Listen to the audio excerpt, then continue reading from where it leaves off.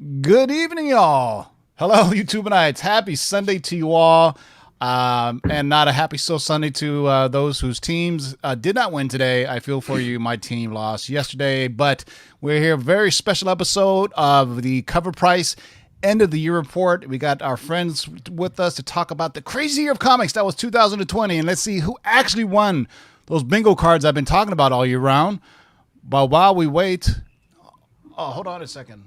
I'm sharing my own audio, so hold on. It's driving me crazy here. Shout out to everybody in the live chat, but let's get this party started, man. Get a little intro music while you guys are in the tailgate.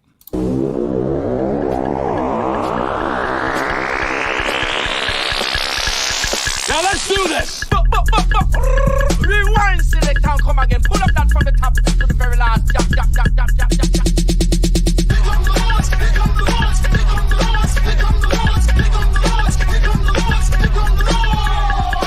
Who are you to make their lives bitter in hard bondage? In this you shall know that the Lord is faithful. 1, 2, 3, 4, 5, 6, do it! We're here! We're back! Get to the job! You can't get fresher than this.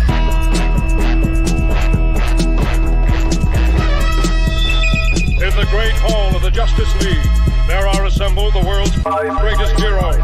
Their mission, to fight injustice, to right that which is wrong, and to serve all mankind. When it comes, I won't even notice. Oh, how so? I'll be too busy looking good. Can't understand.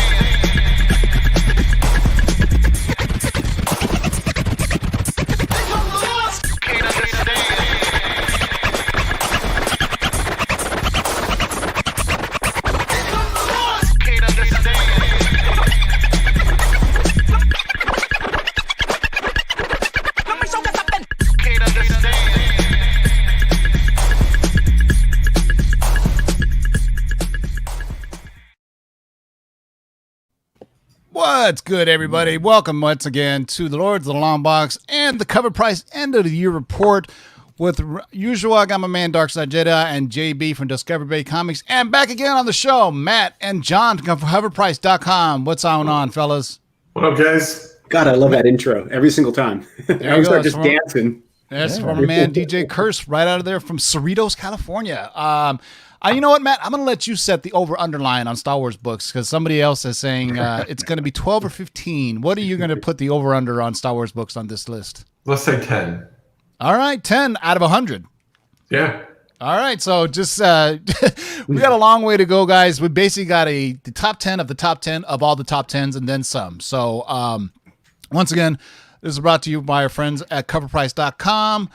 Basically, if you are a subscriber, you got this report also, but we want to break it down. Basically, as you know, CovrPrice is tracking all the actual real sales data from raw and graded comics.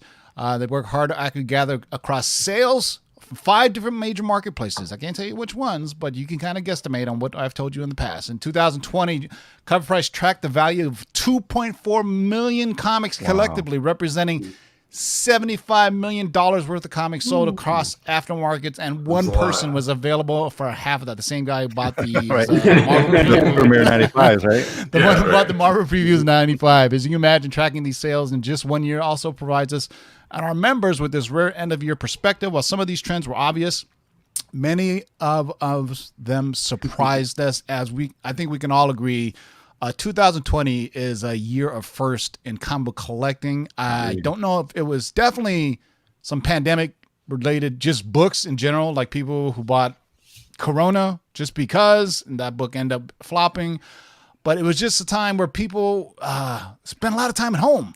And people were buying stuff more online, more so than before, because, you know, obviously a lot of big purchases every year happen when people make their pilgrimage to their Comic-Cons, right? A lot of comic book stores were closed too. Where else could you get them except for a good month and a half? I think they were closed until until DC broke from Diamond, right? That was the big news of the year, if I think about it. Well, it's interesting. We'll cover it, when we get to the end. We'll do a bigger snapshot. But it was interesting where, compared to last year, it was pretty much the same in terms of sales.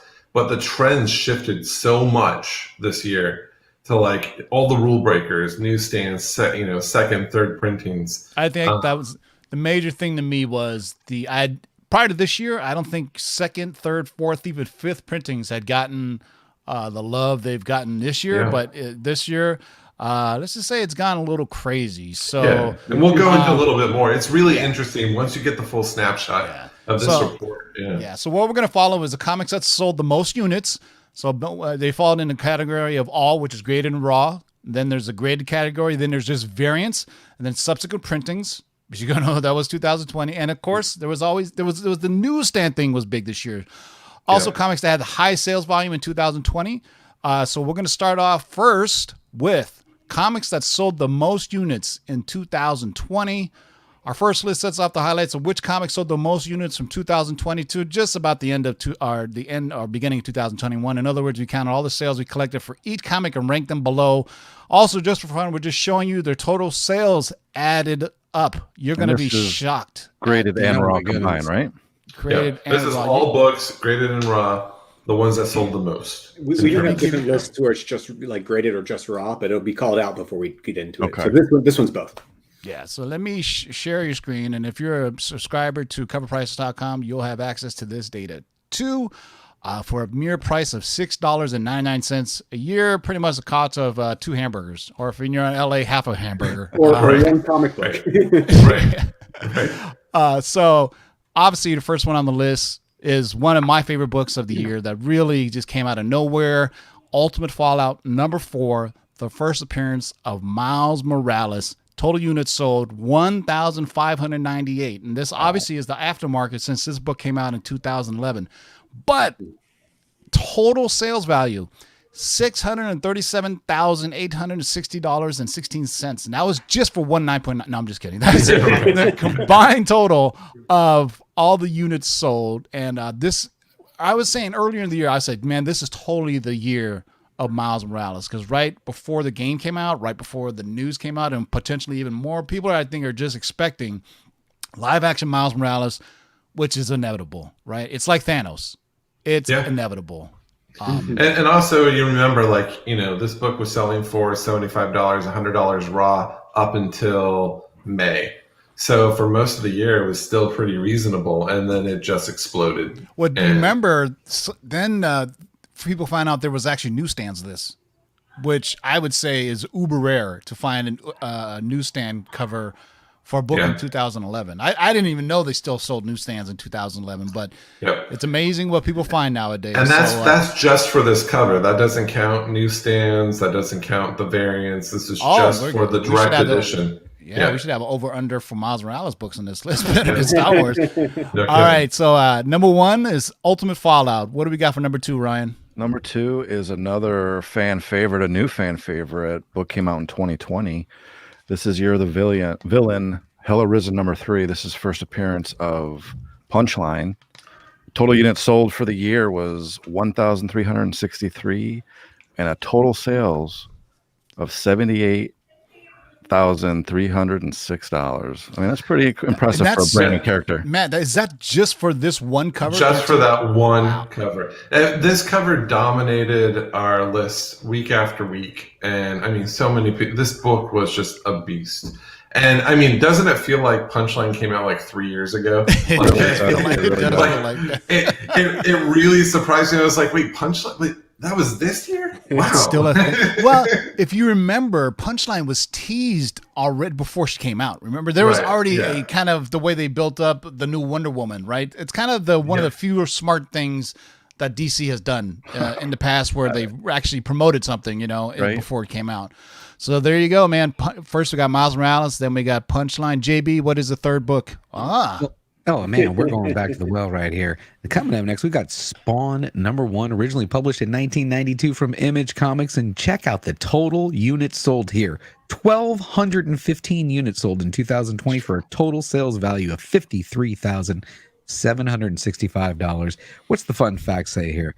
Of the top 5 CovrPrice members holding their collection, Spawn #1 is the #1 book. Wow, top 5 books. That's the #1 book in people's collection. People don't realize because he's just like a sneak book that just floats under the radar. No one really talks about it, but this book sells every week consistently, like 30, 40, 50 copies a week, every single week, and it just floats under the radar because it's not a very expensive book, right? And there's no content, so no one talks about it.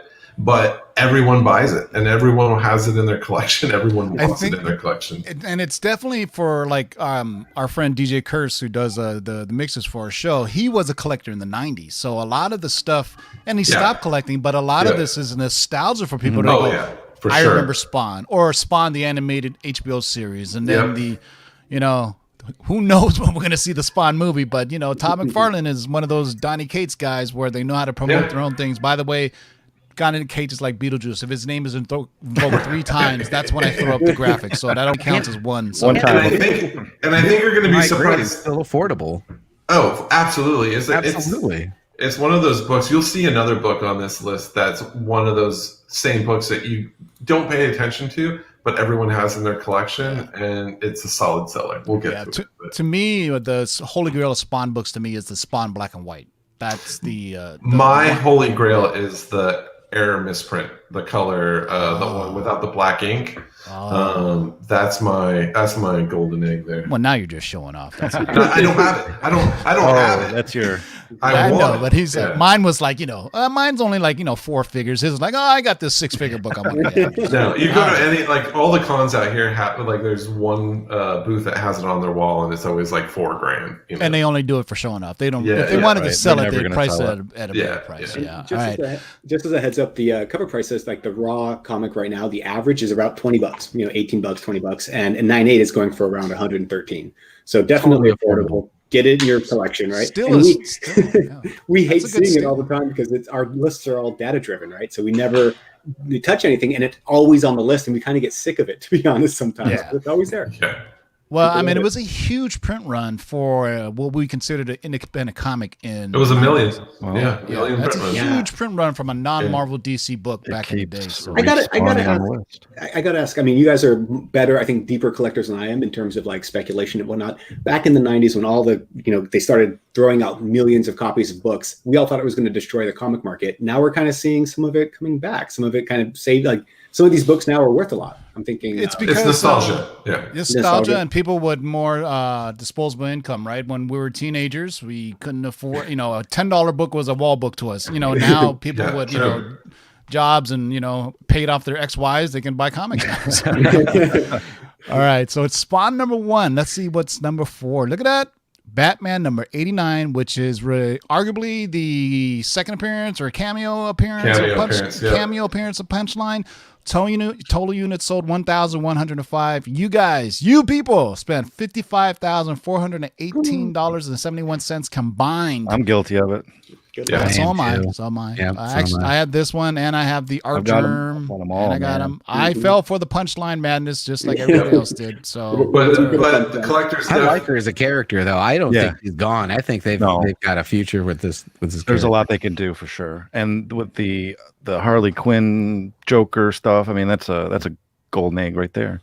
Yep. I mean, you'll see everything on this list. Marvel dominates a lot of it, and Punchline was really the only DC character to trend.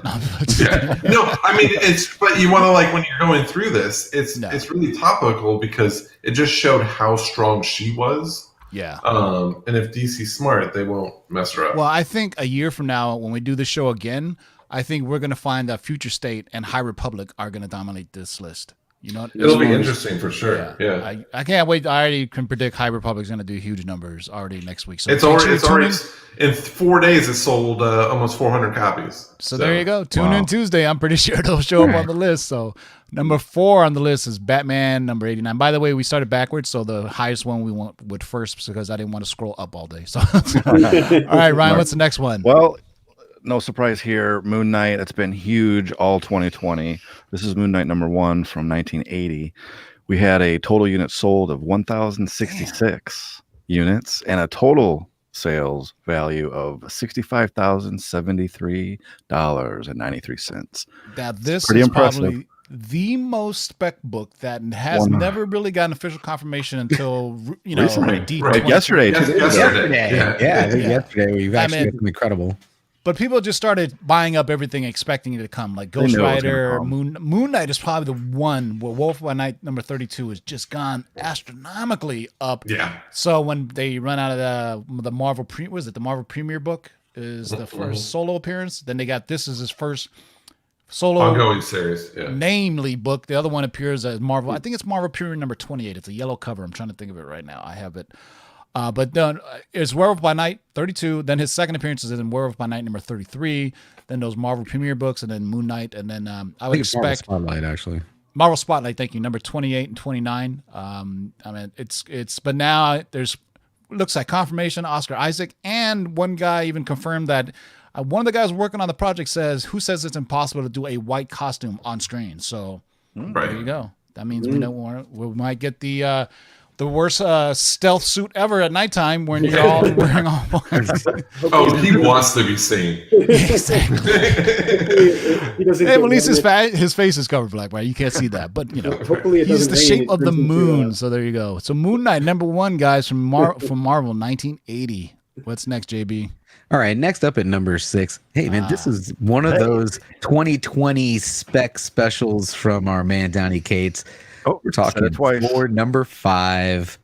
Total units sold of 1,025 with a total sales value of $50,556. Man, what can you say about Donny Cates drumming up that spec? Yeah, Black Winter. 3 times. So hold on. I got to come to shout out to Donny Cates. Thank you for being all for us there in the pandemic. So this is like I said with Todd McFarlane, Donny Cates is the king of his own marketing, right? He can hype up his own stuff. But however Black Winter has gone, do you remember what happened to I don't know. The other, what was it? The one that ended up being what was that? Virus. Virus. Yeah. So for every, I'm just saying, it's not. I don't know how much of a long-term play is. I always said the Jason Aaron run is more with the long-term play. If you think something is coming to the MCU, so I just think like Gore the God Butcher to me, like Jason Aaron run, I think this one's great for reading, but. Like I said, it didn't keep people from buying this one up because it was on our CovrPrice top 10 list for a good. Yeah. I don't know, 2 months maybe, something like that. I mean, people are still buying into Black Winter, Yeah, still a thing. You got to be. We always be careful on long-term spec on villains though, because they kind of appear their main character and they go away for a while. So there you go. That was definitely a trend we saw last year. There wasn't a lot of return on investment for villains. Yeah, except for Null. Yeah, good point. Well, yep. All right, what do we got there next, Ryan? Look at that, some movie spec. Oh, is this me? Mm-hmm. Okay, well, I'll do it then. Number 7 on the list is Eternals number 1 from 1976. Total unit, man, that's amazing to me that over 1,000 units sold, $189,000 worth of sales. Now, this book has been, I don't know why nobody's been speccing this book. I mean, you knew the movie was coming. It got spec pretty hard early, and then it kind of fell off. Yeah, well, it was super quiet, right? When COVID hit, Marvel just everyone was waiting for June for news, and then they were waiting for August for news, and it just it wasn't until a month ago when they actually started talking about things. Yeah, and then plus the new Eternal series came out, and it ties them into looks like a bigger kind of part of the Marvel universe, where they're kind of part of the Celestials more, as opposed to the Eternals were kind of forgotten for the longest time, and kind of a niche characters made by Jack King Kirby, I do believe. This could end up being one of the most important books of the MCU Phase 4, or it could just die quickly. Depending on the Eternals film. Yeah. It depends. It really depends on how big of a player that these Eternal characters are throughout the. Yeah, from what reports are saying, the Eternals movie is going to be huge, epic, time spanning. So it's going to take place. I mean, if you looked at some of the covers of Eternals 1 that just came out, it shows the characters throughout time. Like there's one that shows who's the Gilgamesh character, and it shows him through about 5 different eras in costume. Once he's a samurai, and some other ones. Very interesting on how long the Eternals been along and how far back it's going to really kind of say the Eternals is going to be what you would consider first chronologically in the MCU, right? Because they would be in there, hundreds and hundreds of years before, thousands of years before Captain America, First Avenger. But it also makes sense because of all the talk with Kang and the time travel and all that stuff. Oh, yeah. So it could be, like you said, it could be a huge player. Or it could be a flash in the pan. Expecting to show up in WandaVision series. No, I'm just kidding. Just has a wild spec for no reason. I mean, and this book dipped a lot too in like March, April, May. It was pretty low. Like you get a 9.8 for about $700, and now it's back over 1,000 again. I think the San Diego Comic-Con really hurt this book and benefited this book. Meaning, I think if Comic-Con would have showed footage of it, everybody would have lost their minds. But because it didn't, I think people were able to get in at a cheaper price. But now they're starting to get at a higher price as things get back to normal. And I expect obviously, we all know what the news cycles are. Buy an announcement or sell. Don't buy an announcement. Sell an announcement and wait till and then when the trailer hits, sell on the trailer. And in between those lull times is the best time to buy because that's when people are less talking about it least. Next up on is a book that is relatively new from this year. Another 2020 book, Teenage Mutant Ninja Turtles: The Last Ronin number 1. This had a total unit sold of 919 total. And a value of total sales of $25,564. This caused a renaissance in Teenage Ninja Turtles, which really surprised me. Go ahead, man. I mean, it's crazy what this book did. Not just for this is just one cover of like 100 covers for this book, right? This is just the main cover, and then what this book did to the second print of the original series, and the third print of the original series, and the Raphael micro series. Yeah, I was going to say the one shot. Yeah, the one shot. I mean, it just gave boost to so many turtle books. It was remarkable. Well, I'm glad it gave it boost, and it sounds weird, to the more serious turtle books as opposed to the Cowabunga Pizza Turtles, right? I mean, the original from Mirage Studios was black and white. Was a bit more violent, a lot more violent actually. Super violent, yeah. It wasn't all cowabunga, Teenage Mutant Ninja Turtles, and for those way back when Vanilla Ice videos when he did his Teenage Mutant Ninja Turtle song. If you guys don't know that one, go look up Vanilla Ice. Go Ninja, go. Exactly. Yeah. So number 8 on the list is Teenage Mutant Ninja Turtles: The Last Ronin #1 from IDW 2020. All right, what's next, JB? All right, next up at number 9, we've got a good old one. What about the Amazing Spider-Man issue 361, originally published in 1992? This one had a total unit sold of 918 units for a total sales value of $178,000. What slacker? Didn't even crack 1,000 units. This was another one of those books that was kind of like Eternals, where without news and without a Venom 2 trailer, it just coasted along and just stayed pretty much straight. It has gone up in the past 3 months, but when we saw that picture of Woody Harrelson in that awful shirt is when it spiked.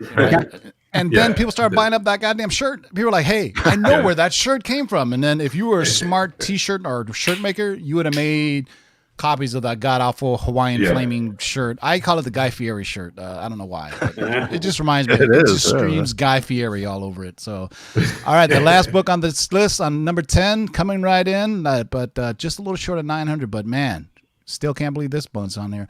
X-Men #4 from Marvel 1992. Total units sold 887, man. So total sales of $36,240. Fun fact.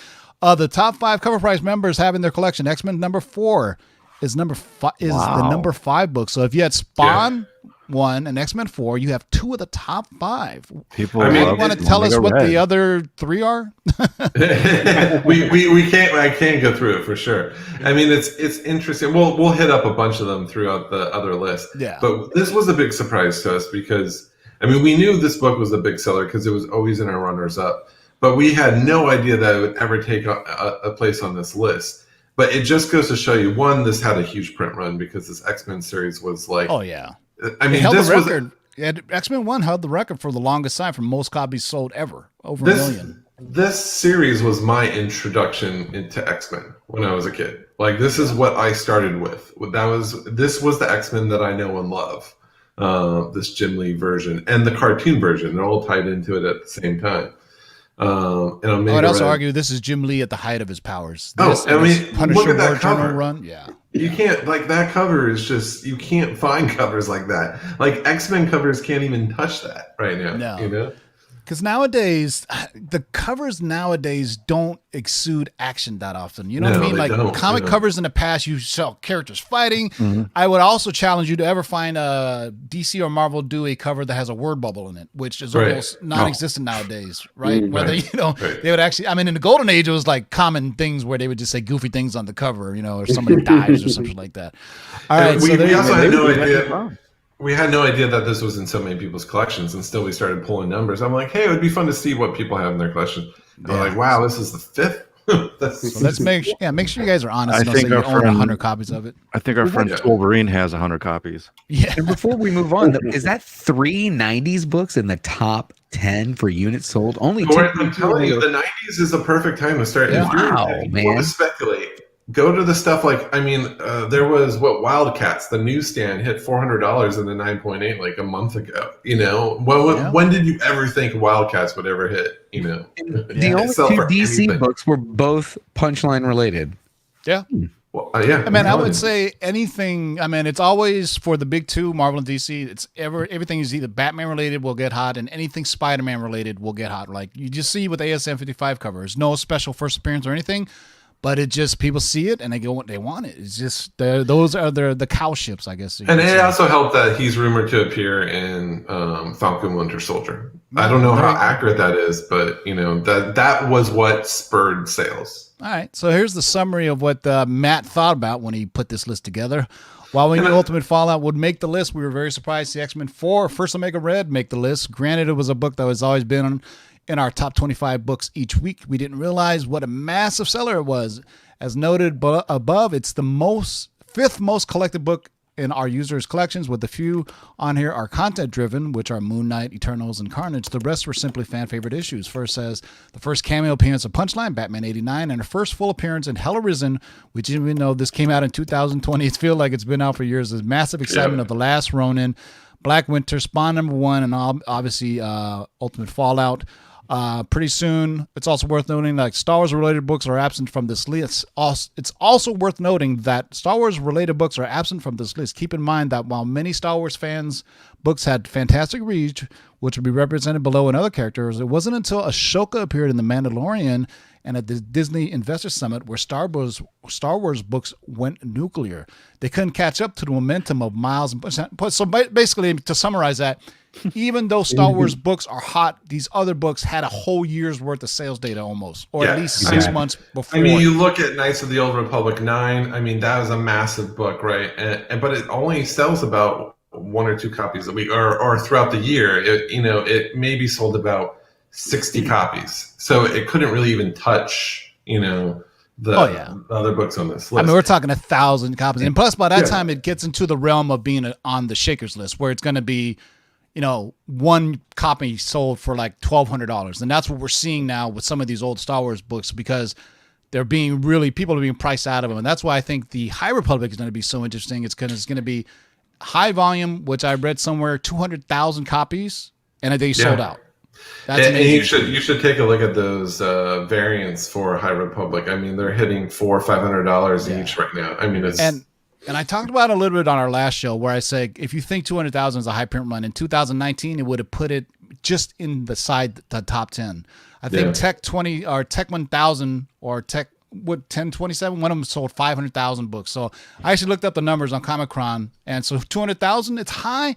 Still not even close to being the highest of 2019. It would have came in like 8 or 9, even at 200,000. So next up, speaking of which, obviously when you look at the above list of comics sold, it's no brainer. Where the list of graded comics listed below is pretty much the same titles. The total sales value below reflected the summed value of graded comics only. So these are the amount of slabbed copies sold, not any particular grade, just in general. So it could be from a 2.0 to a 10.0, but in at number 1, Ultimate Fallout number 4. So, guys, prior that list was only raw copies, right, Matt? No, it was everything. So that's where we're saying like a lot of this list will be repeat offenders. This is Ultimate Fallout number 4. Is 824 slabbed copies sold.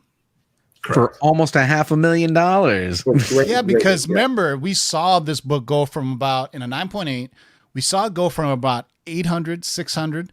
to easily a 4-figure book consistently after a certain amount of time. And so 824 copies, slab copies sold for $443,000. And I would imagine most of these are at least 9.0 because if you're getting a slab 7.5, you're doing something wrong. I mean, let's be It's an honest. average sale of $537 a slab on average. But I would, but like I said, most of these, I wouldn't even say 9.6, you're okay. But, I don't know how many people are going out and buying an 8.0. I mean, if you have an 8.0, you may sit on and just say, maybe I'll just sell it raw as opposed to selling it, a slab. This is a conversation we could have on a show and talk about for a whole hour of what you should and shouldn't slab. But Ryan, what's next on the list? How many slabs sold? We saw this on the other list, the Eternals #1.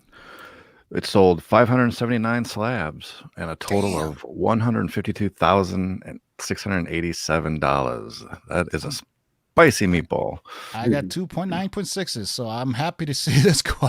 I bought my 9.6s for super cheap. And so it was good to see this book. I tell you, man, this book has been slept on. I don't know why. Really is. There's so many first appearances in it, but like Matt was saying, if the movie does gangbusters, people may go out and seek out these comics. But you never know. We shall see what if 2021 continues 2020 trend. And speaking of trends, look at that. What do we got, JB? Man, look at this one, man. Don't you remember when you coulda, woulda, shoulda? The Amazing Spider-Man number 300, originally published in 1988. Total units sold. These are slabs now. Slabs, 472 slabs for a total sales value of basically $1,000 a slab. $471,000. Big brains on Brad with the mask.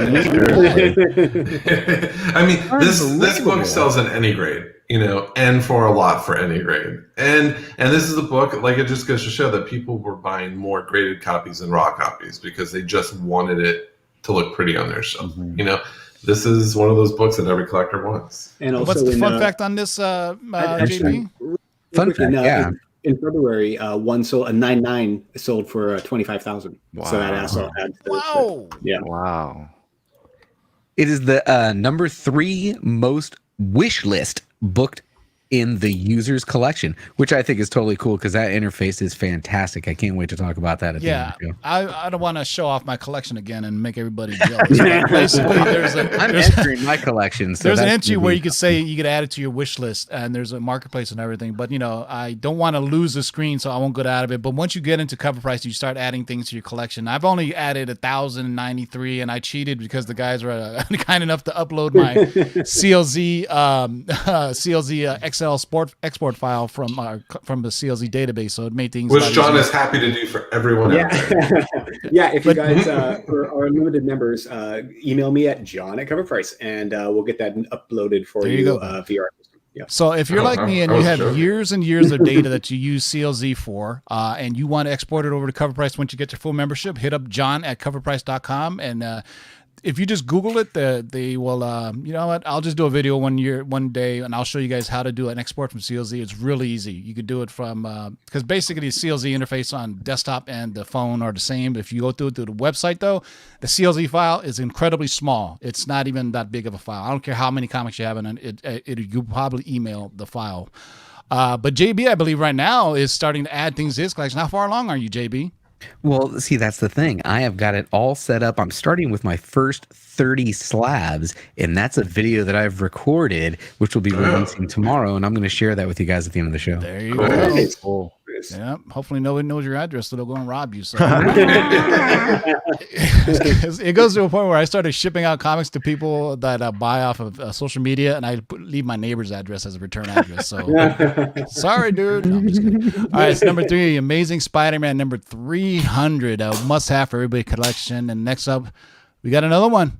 Amazing Spider-Man number 361, 469 slabs sold for a total sales value of $130,658 bones. Fun fact, ASM number 361 is the number 3 book in the top 5 books in our users' collections. Also, the 4th most wish-listed book. So we've covered Spawn 1. What was the other one? Help me out. What was the other top 5? Oh, let's struggle.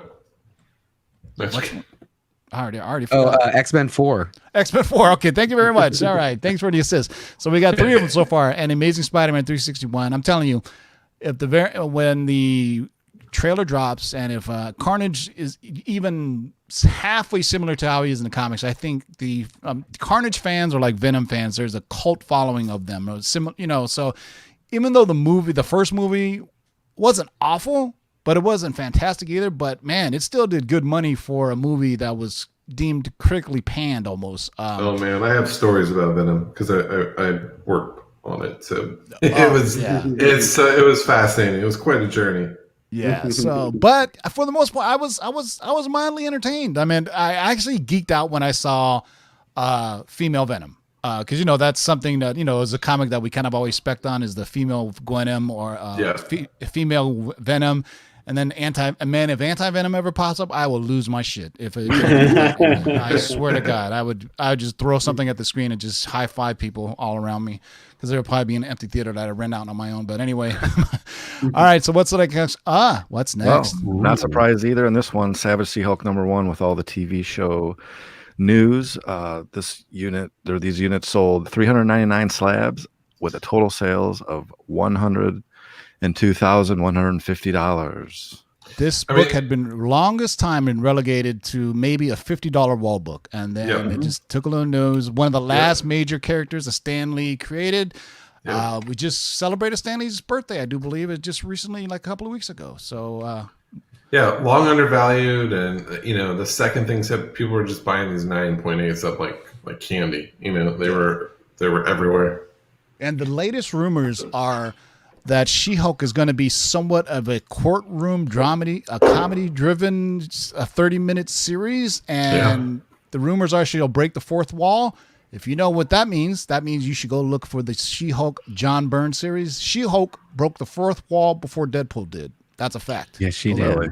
Oh. Yes, she did. Go look that up. Great segue, TiVo. Well, man, you're good. Deadpool, right? I'm the master of segue. There you go, JB. I teed it up for you. Speaking of Deadpool, coming in at number 6, we've got New Mutants 98, originally published again in the 90s, 1991. And we have a total, these are slabs again, total units sold 375 slabs for a total sales value of $186,521. That's on average of almost $500 a slab. Wow. I didn't know people were still buying this, to be honest with you. Me either. Well, that's the thing. He's one of those characters that in limbo just kept selling. It wasn't doing anything crazy, but it just kept selling because I think the more Rob Liefeld talked about it, the more the price had dropped because people were like, man, shut up or else Marvel's never going to make this movie. And they, sure enough, they announced and they're like, bye, Rob, we don't need you. So, pretty much. Yeah, Rob. I remember Rob Liefeld was posting like pictures of like Mickey Mouse getting like his head shot and all kinds of crazy shit. Like, dude, what are you doing? Don't you want executive producer credit on this? But anyway, number 6 on the list is New Mutants number 98 from 1991. All right, next up, Amazing Spider-Man number 129, baby. Look, now we're getting in rarefied air now. 361 slab units sold for a total sales value of $702,624, and somebody spent that extra 41 cents. Amazing Spider-Man 129 is the number 1 wish-listed book in our users' collections. Damn it, I wish I had it back just like Max. Out of everything, which is just crazy. It's going to sound sacrilegious, but I've never owned this book. Well, I traded mine for something I won. I traded mine for Strange Tales 110. So, but man, I had a nice high grade copy of it too. But it's one of those things where this is going to be, it was spec'd on originally just as a cool comic book character. But then when the Netflix series came out, it really kicked it up to another level to the point where, man, somebody do the math, but that's a lot of money. 361 copies sold for $702,000. But next up on the list, good oldie but goodie. Look at that. Here we go. Here we go. This was our first Star Wars book on the list. I'm keeping track. That's number 1, right? Boom. That's number 1. So Star Wars number 1 from 1977. This had a total slab sold of 339 and a total sales value of $148,054. Wow, that's a good book. We always said this book's been undervalued, and now it's no longer undervalued. It's starting to finally get some love again, especially when. Did you guys see any sales spikes when Luke popped up on Mandalorian? Spoiler. Oh, for sure. Yeah.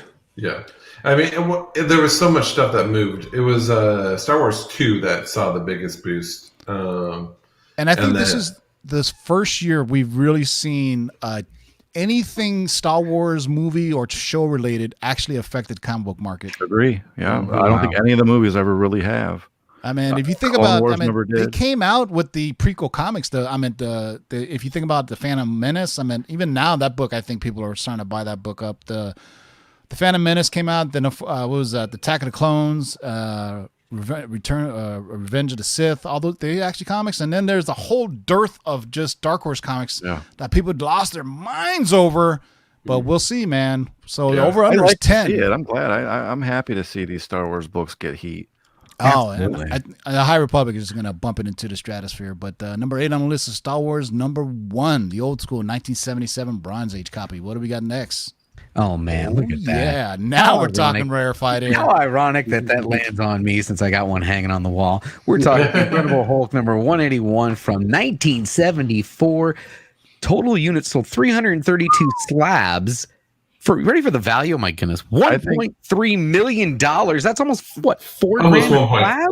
That's about the price of a two-bedroom condo in Manhattan Beach. Wow, huge. All right, fun fact: Incredible Hulk number 181 is the number 2 most wish list book in our users' collections. So people said that Wolverine. No, Punisher, please. I want Punisher. Yeah. So Punisher was the most. Look at that. Punisher is the most well-wished list because I think for some reason everybody has a Hulk 181. Yeah. But not everybody. For some reason, it's $1 billion to buy. So I'm sure. Yeah. Well, I'm just glad we're no longer having that debate of Hulk 181, Hulk 181 because it's whatever. It's whatever the market dictates, and the market dictates this is a badass cover. Nobody wants just Wendigo on their cover. How does your dictate? Right? Talk about when does your Wendigo? All right, so number 10 on the list is, oh my God, I love it. Giant Size X-Men number 1 from 1975. I was just going to say John and Matt are like the Chris Claremont and John Byrne of comic book websites, being the writer and creative side of it. But Giant Size X-Men was the kind of bridge between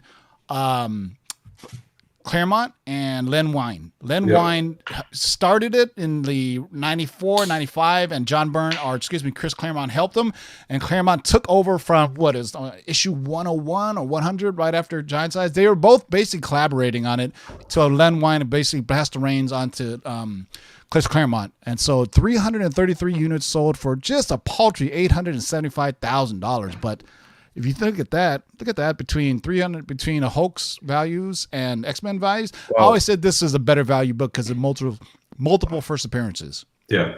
So is this a Wolverine's second appearance? Technically, yeah. No, first appearance in X-Men. I mean, technically. Yeah, so it's first appearance of Colossus, Storm, Nightcrawler, and rest in peace, Thunderbird. I think he died in the next issue. So. but then I think he came back. Yeah, Thunderbird has been back, and then a different name, and then he showed up in New Mutants. I think Rob Liefeld brought him back. I don't know if it was the same character, but it's good. This is one of those books where I'm surprised this is on everybody's wish list. So the basic breakdown: the first Venom, first Punisher, first Star Wars, first Deadpool, first She-Hulks. Thanks to Disney Plus content, Giant Size X-Men, first Nightcrawler, Storm, Colossus, Thunderbird, and first Wolverine and X-Men and first Wolverine are the list's new contenders. These are the books that most collectors with a little cash in their pockets sought out in 2020. This is truly a list that Marvel dominated and a showcase list of true Disney properties that will be the focus of Disney Plus and MCU's Phase 4. And I want to talk about what happened this year because of the lack of mainly San Diego Comic-Con and other, type of news things where we had DC fandom, right? Which caused fan focus on the Snyder Cut. And then Disney said, hold my beer. Right. Let us do this as normally the investors call was the most boring thing you could ever listen to. There wasn't even a video presentation. It was basically a conference call that they would, but this time they went full in and went, it was something you would probably only see on 2020. I don't think we will get another investors call like that again, or maybe we will since it was so popular. I think we will. Yeah. Do you remember any investor calls like that in the past though, prior to 2020? Because I looked it up in 2019. It was literally just a web conference where you just listened. There was no video presentation. Right. It was truly something out of 2020 pandemic. All right. And do you remember the DC end of the year next year? Yeah. Do you remember the DC fandom? The biggest thing to come out of that was the Black Suit Superman. That was the biggest news, and then you go to Disney Investor, where it was just actually, like, if you think about Static comic really moved. Oh, that's right, Static did come out of it. You're right. Static, good job. That was such a small announcement panel compared to, of course, the Batman news that dropped at the very end. Right, people just lost their minds when they saw the patents. But that seems so long ago, even though that took place in 2020. So. All right, we're about a third of the way, not even a third of the way there yet, guys. We're probably like 20% of the way there. So just continue to drink beverages along with us and have a good time. Next up are the most units of variants. We all love to see those variants. Yes, this can be one of the frustrating parts of collectors for comics who can't get them on release day, and retailers who have to meet qualifiers to order them. But damn, we love them. Not even to mention retailer-only sellers like our friends over at KRS Comics. Go to KRSComics.com. Use the discount code of LOTLB to get 15% off any KRS Comics exclusives. I believe our friends at CovrPrice and KRS just did a giveaway. Did you guys already announce the winner? Yeah, we did. We haven't announced it. We're just working out the logistics with the winners. It's always like we end it, and then we have to wait for them to respond and accept it. Well, if they don't respond, I would like to take their wins. Okay. It's like, you won them again, TiVo. Thank you very much. This is amazing. Amazing. What a coincidence. All right, so number one, there you go. Batman number 92, the Jorge Jimenez 1 in 25 variant from DC. Total units sold. This is amazing because this is a variant. This is 486 copies sold for $30,350, and this is aftermarket sales. So this isn't even factoring in how many were sold at the stores, which they were flipped the same day. Or a lot of times now, people on eBay sell them even before they have them in hand. That's why one of the funniest things you ever see on eBay is for sale in hand. They have to prove to you they actually own these in order to sell them. But this, as we had covered over the CovrPrice Top 10 throughout the year, we found that these designer variants from DC were really starting to hit with people. Really popular. And it was, in the past, DC got away from doing these kind of high ratio variants. They used to just do cover A's and B's, and I think, did it change this year, Matt? It seemed to me that more 1 in 25 variants came out this year. Yeah, when they started, what's this current run of DC stuff called? I'm blanking on the name. Because before it was New 52. What is this time? Future State? No. Rebirth. Oh, Rebirth. Yeah, Thank you. yeah. Rebirth. They made they said we're only doing B covers, right? Open order B covers. There were very, very few variants, and the ones that came up there weren't anything too crazy. But then suddenly with Punchline, they started doing all these like 1 in 25s, and people were like all over it. Yeah, this for sure was the year of Punchline for DC. Before Punchline came out, I was going to say I thought this was the year of the Joker who laughs, or the Batman who laughs, or one of those who laughs weird Someone's things. laughing. Somebody's laughing. Well, Punchline's laughing all the way to the bank. So, number one on the list of variants this year, Batman number 92, the 1 in 25 Jimenez variant. What do we got for number two, Ryan? Well, what's interesting is this is Batman number 92 as well. This is the Stanley Art Germ Lau variant. This is the B variant you guys were talking about. But look, it sold exactly the same amount. 486 for the exact same amount as the other one. 30,500 or 30,350. So that's pretty impressive that they both sold.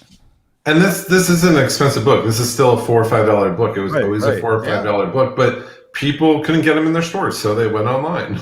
Peach Momoko is the art germ of 2020. Because if you remember, Art Germ started whenever 2017, 2018, and then all of a sudden 2011. He started doing exclusively just for DC. Where remember you used to be able to get Art Germ, and now Momoko I think is exclusive for Marvel. Right? So it's kind of funny how it's like bands when they become too popular and then we're like, the sellouts, I don't like them anymore. I like it when they were a garage band nobody ever heard of, and that's sometimes and they're all struggling. Yeah, it's like variants with our variant artists. Once they get too big, then people are like, "Meh, I seen this all over the place." But Art Germ was the man. They want it more, and when they get up to that point, they kind of get lazy. You started kind of seeing a lot of the same kind of faces and I don't know, poses and especially with Art Germ, everything started looking. At least Momoko, she's a little bit weird and all over the place. And I just recently read somewhere she's going to be writing a comic now. That'll be interesting. So she's going to be try to beat a John Byrne, kind of writing and drawing, which can always be a dangerous thing. Just add Todd McFarlane when he tried to write Spawn. But all right, number 3 on the list. What do we got, JB? All right, coming in at number 3. Did you notice the pattern here? We're talking about our third DC comic in a row. Batman 89 again, but the Francisco Martina B variant, which is pretty much fire, had total units sold of 479 for a total sales value of $18,561. Martina sounds so old school now. Yeah, I mean, you just really think he's like the old flavor. It's been out so long. Like, oh, he's such a Delato. Now, if they had put Punchline on this cover, like her and Batman fighting, it would have been. This would have been the book to own. Yeah, for sure, definitely. Yeah, you get a hot variant artist, you get a first appearance character in a hot comic, and it's kind of like the trifecta of collecting for those who look for that kind of stuff. I don't know why they don't do that though. Like 89, like they knew she was coming, they were promoting her. Why not put her on a cover? Well, that's what we saw with some, like if you think about the most recent Shang-Chi series that came out. Yeah. So number 1, there was a couple of different variants, and some of them had some different characters, and some people bought that more so because it was their first cover appearance as well. So yeah. All right. So number 4 on the list is a book that has been on this list like crazy. Something is Killing the Children. Number 1, the Jenny Freeson Unlocked variant from the IDW has killed it this year. I swear to God. And it's with stuff that came out before this year that for some reason. So this came out in 2019. 357 units sold for $17,436. And you think of that dollar amount and those units sold for an IDW book, that's amazing to me. And it just shows that how indie books have really kind of kicked off in 2020 as well. I mean, this first issue, almost every cover is a $100 book. It's insane. I would also say 2020 is the year of the really long comic book titles. Absolutely. Something alone at night. You know. 4 kids walk into a bank and order a drink and then kill their children. I mean, it's all I'll over tell the you place. guys, I just read both trades in this. This is fantastic read, man. One of the best things I've read this year. It was just really creepy. I loved it. There you go. If JB gives a stamp of approval, there you go. I mean, something's got to be killing them. They can't just kill them. Kill them. It would be a really bad book if it was like, nothing's killing the children. Yeah, they were like, cholera is killing the children. Number 1 is a really hot issue today. All right. So next up on the list, one of my favorites of the year. Oh, yeah. This is Strange Academy number 1. And this is the ever-loved J. Scott Campbell variant. This sold 347 units. And had a total sales of units $13,404. It's a very cool cover. Yeah, I have the Virgin in the 9.8, which basically just has no logo in the middle of it. And we'll see that later. Yeah. That's what we call it foreshadowing, boys and girls. We'll see it later. So Strange Academy number 1, J. Scott Campbell variant from 2020. What do we got for number 6? All right, at number 6, man, what do we got? Some McFarlane, Spider-Man, I love it. Spider-Man number 1, the silver variant, originally published. Man, I got all the 90s books in 1990. Total units sold 328 for a total sales value of $12,670. Look, this is one of the most classic and most homage cover of all time. This is for sure. This is, again, what you guys were talking about earlier. New people coming into the hobby, they remember Spawn, they remember this one. This is going back to being a kid, pulling this off your shelf. And the silver cover just popped, right? And I mean, this is one of those books, it's a $100 9.8, super affordable. It looks awesome on your shelf. You know? Yeah, how many different variants were there for this? Because there was a platinum, there was a gold, or silver. I think there were 10. Yeah. 10 of them. Yeah. Click on the link and you'll go right to the very. Yeah. Then you'll get dangerous. So 5, 6, 7, 8, 9, 10. Yeah. So if you go scroll down here, so we got this is the regular. You're not showing it. You're not showing it. It popped up a new window. So You look at it with your mind, guys. With your mind. Yeah. So basically, there's 9 different versions of it. If you want to know. Well, 10 plus the main cover. So you're on the one cover. So 10. Yeah. So my favorite is the blue lizard one. Yeah, if you think about it, Spider-Man number 1 and is kind of like the Jim Lee X-Men book, where it was like the number 1 selling Todd McFarlane title for This was at the height of Todd McFarlane when he did his Amazing Spider. It was so popular, they said, let's spin off and let's do this Spider-Man run. And that's where, when he basically, Todd McFarlane did his thing and probably homaged himself more than anybody else as far as covers is done. Right. And Todd does love Todd. Yeah. Todd before Todd before Todd, if he's famous Todd for after it. Todd. Yeah. All right, next up. That should be a show. Yeah. All right, I think it's my turn, right? Yeah. Wolverine, the John Tyler Christopher C2E2 negative variant from 2020. Total units sold 312 for a value of $61,444. This has been the year of the negative variant, more specifically the John Tyler Christopher negative variant, although it's been around for a while. I have one of his earliest ones, which he did for a Witchblade comic, which is one of the earliest negative variants I could think of. But it was the first one. So John Tyler Christopher is actually an interesting story where he always does this for C2E2. I don't know if he's local to the area, but he also did the Boba Fett and Han Solo action figure variants, and they were exclusive to him. Where I remember the story correctly, John Tyler said, look, I'm going to do these variants, but I want Boba Fett and Han Solo to my own so I can sell it. And he was selling them at his booth at C2E2. Yep. Oh, wow.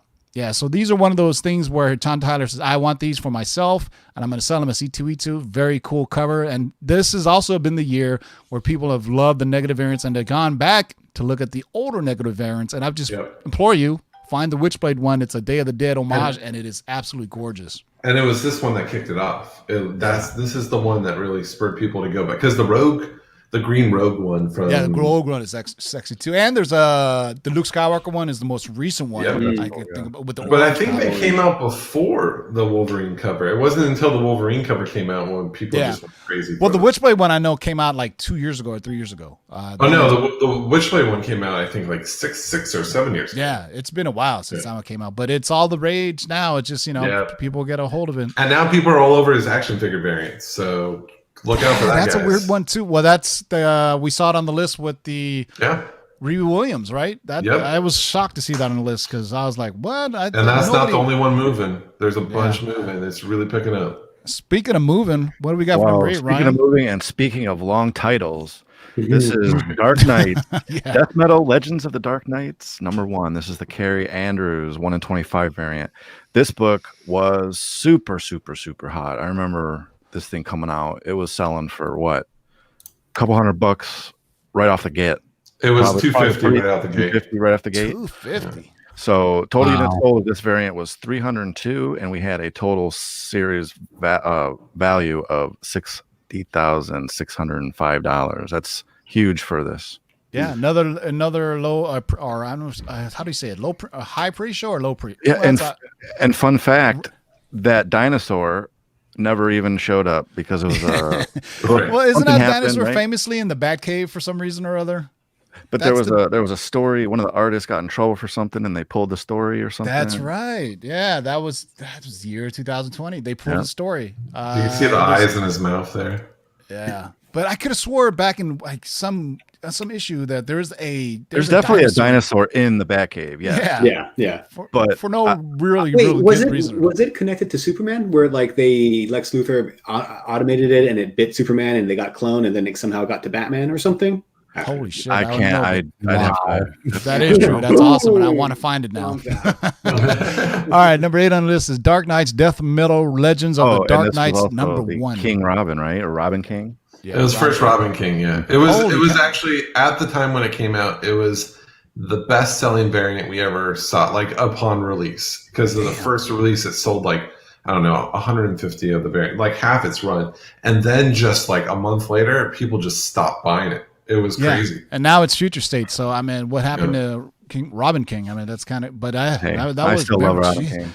Still so long ago. I forgot about Robin King. All right. Yeah. What do we got next? Oh, look at that, JB, another one. And coming in at number 9, we've got Year of the Villain, Hell Arisen, number 3 again, but the Riccardo Federici B variant cover from DC Comics sold 273 units for a total sales value of $12,065. That's surprising to me because Punchline is she's not on any of the covers. Yeah, she's not. But this one, I think. I mean, this is a completely random. Like, I don't even know who those people are. You you're either in two camps. You either like this cover or you hate this cover, and it's been interesting. Looks like a hole. I mean, I don't even know what's going on this cover. Like the first one at least had the Joker on the cover. It kind of was related to Punchline. That's the original. I think that's cover. Shazam and Drax. If Crossover. Yeah. You're the Villain. Hellarism number 3, the Riccardo Federici B variant from DC, 273 copies sold. All right, number 10 on the list. Remember this earlier this year, boys and girls? Spawn number 309.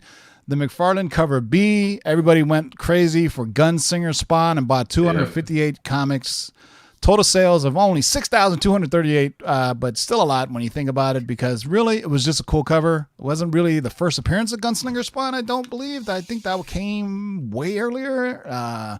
But this followed with subsequent drawings. I remember there was like a Ninja Spawn and some other things, and it was just all kinds of fun stuff that people bought purely on the covers. I mean, people have always asked for like, hey, go back and do a medieval Spawn or Samurai Spawn. I mean, there are some great toys that Todd McFarlane made back in the 90s that he could make comic books of, that you know, but he's always done. But some of those early Todd McFarlane, I think they're called Generation 1 of the action figures, are some of the most expensive toys if you're into action figure marks that came out in the 90s. If you ever watched that Todd McFarlane sci-fi documentary about how he he almost went bankrupt making these figures, an NHL star sued him for tons of money for using his image for making an action figure without his permission, and he sued Todd McFarlane. Wow. Almost put him out of business, but then he figured out how to get the business done right, and so now I mean he does all kinds of crazy. If you think about all the NHL, all the baseball players, just a sports line, not alone his own like Spawn crazy toys, and then I think Todd McFarlane is doing a new thing with Spawn or DC now, where he's doing DC's toys. So that's cool, because if you think about it, I mean, Todd has kind of built his fortunes not only on his comic book, but the toys. A lot of people know it from the toys too, which are very articulated as far as action figures. They're not like the $6 action figure anymore. These really took it to the next level, where with the price point of what, $19 to $30 a piece. I mean, more than if you look at Marvel Legends figures. But now, I mean, me and Ryan were talking offline. We're looking at the Bandai. They have Samurai. A Mandalorian Ronin figure that was selling for $100, which I bought, which ships in March. So hopefully I get that. Oh my God. You gotta say, it's always like you see a creative and they always focus on their art and that's their life, right? And to see someone like Todd McFarlane be an entrepreneur, a businessman, and a creative at the same time, it is impressive to see. Yeah, although it's a lot. If you watch the documentary, though, he was not a very good businessman to begin with. So it took a while for him to get, because he was strictly a comic book artist, and then he realized the image, the comic side of it, and how it destroyed relationships with him and certain people, Rob Liefeld, and things went on. But there's a tie to this, boys and girls. The Jorge Jimenez Retailer Appreciation variant for Batman number 92 is also in number 10.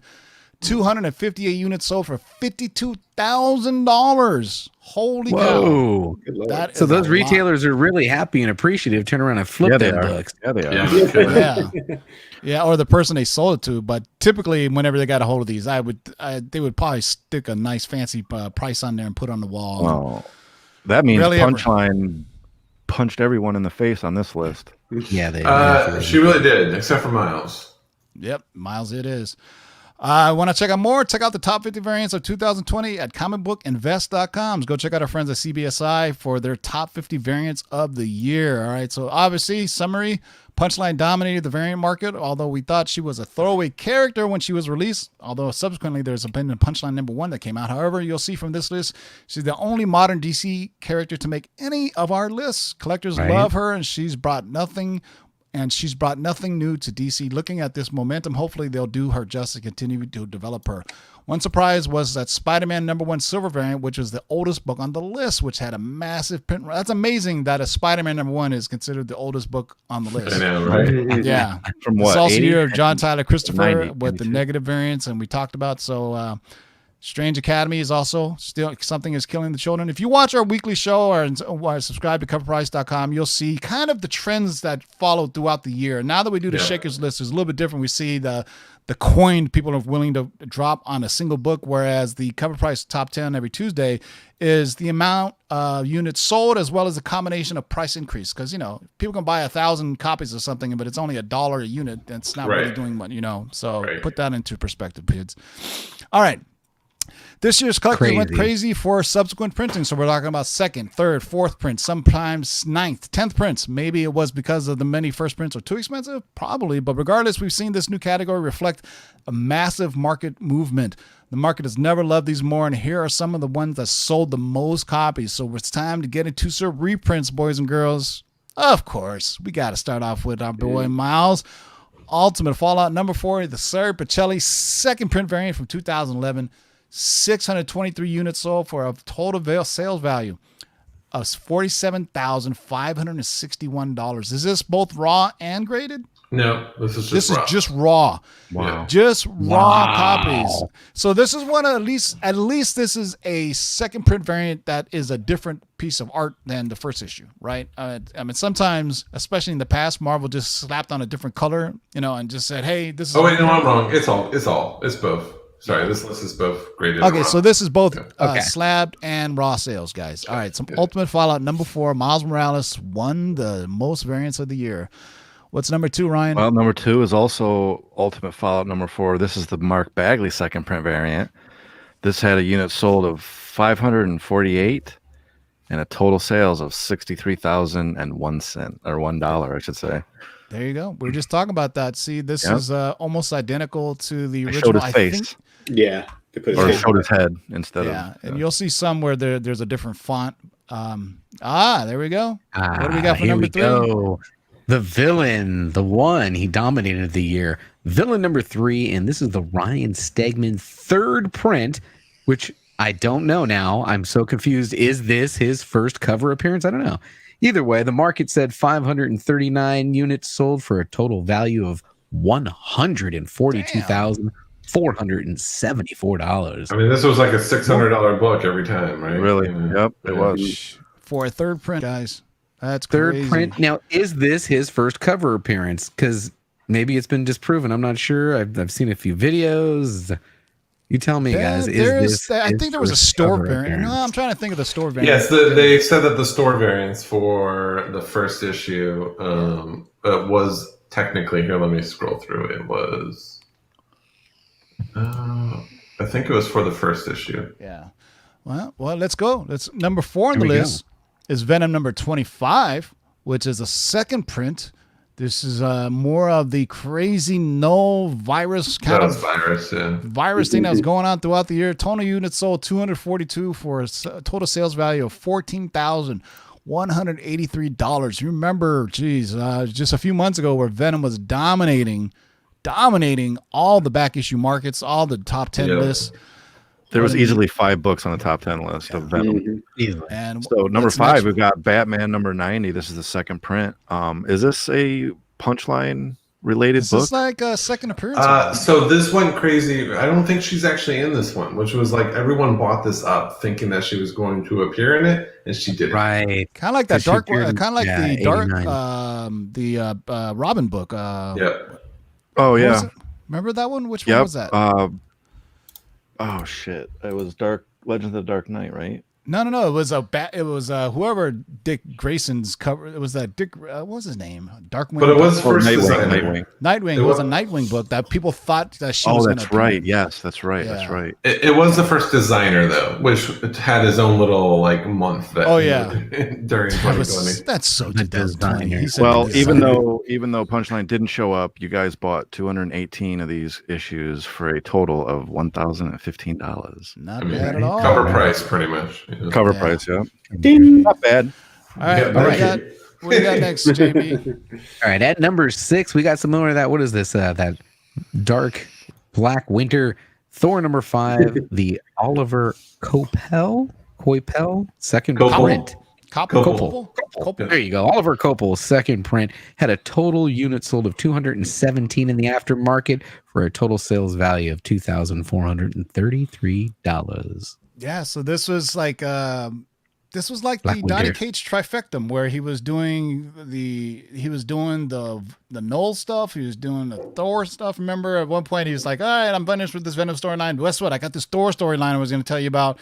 And we're all expecting Null to show up in Thor, and then there was the Necro Sword. He said it was the most metal thing ever in comics, even though DC was doing heavy metal. Yes. All right. Speaking of which, Batman number 89. We were just talking about this. I think this was one of the coolest covers, actually. Batman 89 third print, which is sold 201 units for $1,077. You just see, I think people are maybe getting, I was just going to say people are getting like second and third and fourth print kind of sick of it. But, you know, with the recent news of ASM 55 and the amount of prints that are coming out already and the High Republic, I don't think this trend is going away. I think people are going to be hunting out second and third prints, especially when they're different covers. Well, see, this is the thing. Back in the day when they would do second, third, fourth, fifth prints, a lot of them would just change the title card, the color of the title card or something. Exactly. There was no change to the art. Where here you actually have, you know, an homage of, well, maybe not an homage, but it's close to that original. Well, See, original hell. What is Hell it? Arisen. Yeah, Hell I wish Arisen. they'd do a new cover and add her in, like with Rick and Morty 1. With the fifth print, they added, it was the same cover as the first one, but they added Mr. Poopy Butthole into the cover. That was the first time I heard that sentence this year, Mr. But no, but you're right. You're right, though. I mean, they knew it was going to be hot. This is the third print. They already knew Punchline was going to be a thing. Why not add her? And they would have sparked even more enthusiasm for the marketplace. But what are you going to do, man? Batman number 89, the third print, still looks cool because you got like the Riddler and the Penguin kind of rogues gallery. So, but you know, you throw in sort of, you know, trying to say that, you know, Harley Quinn and Catwoman, but Punchline is not quite good enough to make it to the rogues gallery. But pretty soon, I'm sure she will. What is up next? Well, up next we have Thor number 5. This is another Black Winter issue. This is the third print. We had total units sold of just under 200 at 196 for a total of $3,413. And I think at some point in the year, hopefully people would realize that these Marvel second and third prints were just internal pages from the previous first print issue. As even though the cover looks cool, it was just a blown up splash page from a previous comic. I think people realized Marvel started doing that back in 2019. I want to say is when you're like, so this is an internal. This is an internal. A lot of the Marvel second and third prints are splash pages from the first issue, from the first print. And what's interesting is like a lot of these books had its like the big boost when it came out, and then they just, you know, they were everywhere. So then they just died pretty quickly. This was one of those where it had a huge burst and then it just, you know, fizzled out. Well, yeah. Donny Cates kind of leaves him there. He's like, I'm done. I'm going to do my next big thing, and I'm going to go do crossover now. So there you go. So Thor number 5, third print on the number 8 on the list. What do we got for number 9, JB? All right, coming in at number 9, we've got Tebow's favorite, man, Strange Academy, the second print from Marvel Comics. In the aftermarket, total units sold of 187 for a total sales value of $3,791. I still think this is a very undervalued comic. This is probably one of the best ones to buy right now. Yeah, how many first appearances does it have? Like 5, 6 first appearances? I mean, I got them up. I mean, it's just. I think it's just has great. This is a Disney Plus potential, I think. Yes, it does. It's got that fill the gap of the void of the Harry Potter thing, right? Mm-hmm. Marvel, Disney doing Harry Potter. I mean, it's just a no-brainer that how popular it will get. So that's why it's number 9. Strange Academy number 1, the second print variant. Number 20 on the list. Oh my God, an oldie but goodie. Edge of the Spider-Verse number 32. This is the third print design, and what we were talking about earlier. This is one of the few Edge of Spider-Verse reprints that is different from the cover, the first cover. The other printings, besides the Greg Land variant, if you think about the second the second print, fifth print, they were all just different colors of the first one, whereas this one is an actual totally different cover. It wasn't even a different color. It was just that bar, that line of the logo, basically the logo at the top. It was orange or red or purple. Yeah, but I would also say, part of the Miles year was the ancillary stuff, like Spider-Gwen got really hot also. That Greg Land variant is absolutely astronomical. And I think it's actually still pretty low, because right now it's going for about $6-7 grand in a 9.8 and 2,500 in a 9.6. I think those are going to go way up. Oh, stop telling people that I sold mine. Right? When are you going to get that back? I thought I saw a 9.8 signed by Greg Land for $1,000, and I thought I did a good job. Well, you know what? How much did you pay for it? I paid like $150. So you made 1,000%. Yeah, or you're good. 100%. Yeah, but man, now I hear what it's going for. I'm like, man, I could put a down payment on a Kia for that amount. You threw away $6 grand, TiVo. I did. I am useless. I need to just delete my CovrPrice subscription. All right, so the summary is Miles, Punchline, Black Winter, Null, Strange Academy, and Spider-Gwen. That looks like a who's who of 2020 heat. The Strange Academy second print was a surprise to see, as well as the Edge of Spider-Verse number 2, the design variant. We always saw that variant pop up in sales like X-Men 4. We didn't realize how well it performed. It just goes that, man, whenever Spider-Gwen and Miles makes their live action appearances, it's going to go insane. And that's when we say it has room to grow, because they have yet to make their live action appearances. If you think about it, and on theaters, on the big screen, they've made it. Silk hasn't made it more of. Oh, she will. There was Silk news, and people bought it up, and it's like we said, now would be the time to buy Silk, because when the first initial news came out, the rumor that Silk was being developed, people started buying up the books like crazy. So now there's a no time when the first announcement comes, like, oh, we got a director or a writer or something like that, then it's going to pop again, then it die down again. Then you see the first trailer, people are going to lose their minds and buy it up again. And we'll see her later. Yeah. Like subsequent printings, comics that sold the most units, and these are just newsstands. That's how crazy 2020 has gotten, boys and girls. We're bringing it down to we're just newsstand copies, whereas the rarity of newsstand, I have a graphic of it now. Just let me break it down, just so there's a misconception on some people that all newsstands are created equal. Just to give you a rundown, and I saved it as a screenshot because I always thought it'd be interesting. So this is how it breaks down between the percentage of newsstand to direct stand. 1979, 94% direct newsstand versus 6% direct market. And then I'll hop to 1986. It was a 50-50 split between direct stand and newsstand.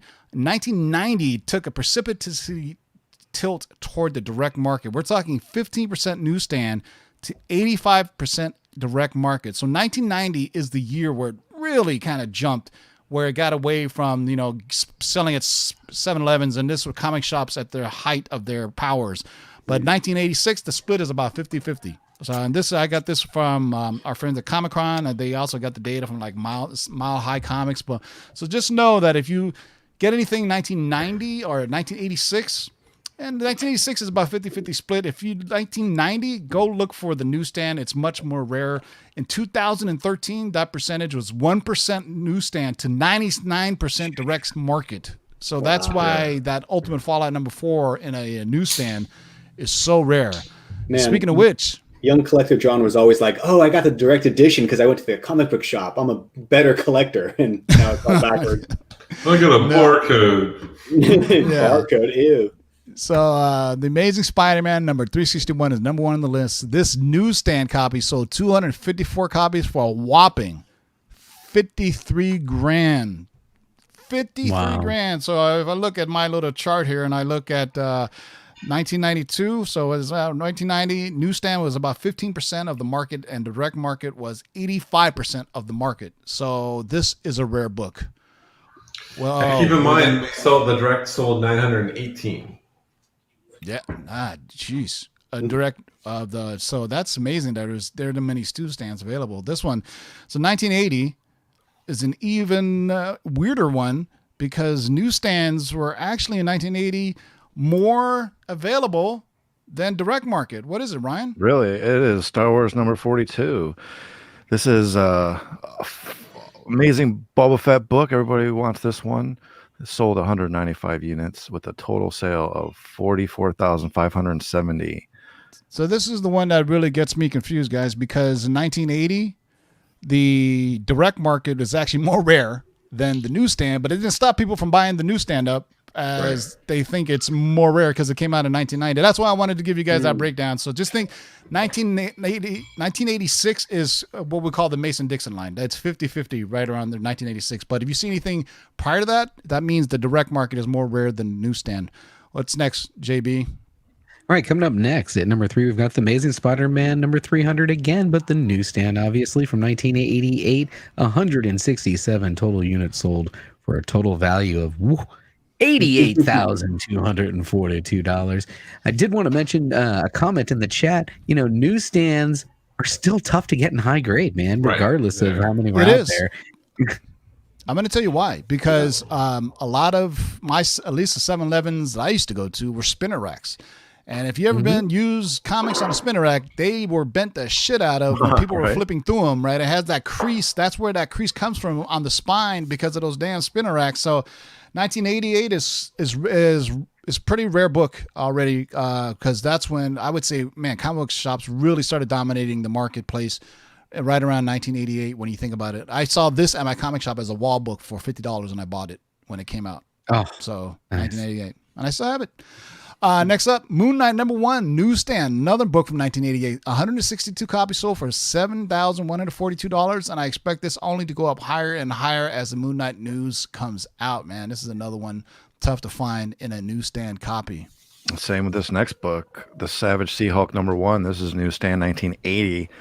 It sold 156 copies for $18,168. Yeah, see, this is more of collectors not being educated on what they think is actually rare. This newsstand is not rare. It's more common than direct value. If you see a slash through that letter, I'm trying to think, Matt, She-Hulk 1 on the direct stand, did it have a slash through the barcode or did it have the logo in the barcode? I'm trying to... I think it had a Spider-Man head. I want to say. It had Spider-Man. Yeah, it had Spider-Man. Now, something to remember with some of these, it's like when people are buying these up quickly, they don't care. Like a lot of collectors were just buying them up. It was really what's available on some of these resellers, right? Yeah. What was the majority? So I think a lot of people didn't really distinguish the difference between them, but some did. Like Spider-Man 300, people wanted more in the newsstand. Yeah, let's hope you guys know what the differences are so you don't overpay for something. Speaking of which... At number 6, something on my wish list. How about Star Wars number 68 newsstand from 1983? Now, I'm not sure what the key factor is for this book. Maybe you guys can help me out in the chat, but there was a total units sold in the aftermarket of 150 units for a total sales value of $19,254. This is just pure Mandalorian love and people getting everything. That's not even Boba Fett, right? On the cover. That's not. Yeah. It's just everything connected to the Mandalorian and Star Wars and so on. But if you're playing at home, I think this is what, number 3? He's like on one page. I think, John, do you have a count? Is this our third Star This is number 2. This is only our second Star Wars. No, we had a Star Wars number 1. Did we? Wait. Oh, we did. Let me go back. I'll catch up. All right. So number 6 on the list is Star Wars number 68, the newsstand edition, which came out in 83, which is still more popular as the newsstand is more available than the direct stand actually on 1983. So there you go. The market is weird. But next up, Avengers number 96, newsstand. Units sold 137, total sales value of 15,878. Like you said, the people, I think this was just a book people just bought. It just happened to be, hey, most of these units are mostly a direct stand or newsstand anyway.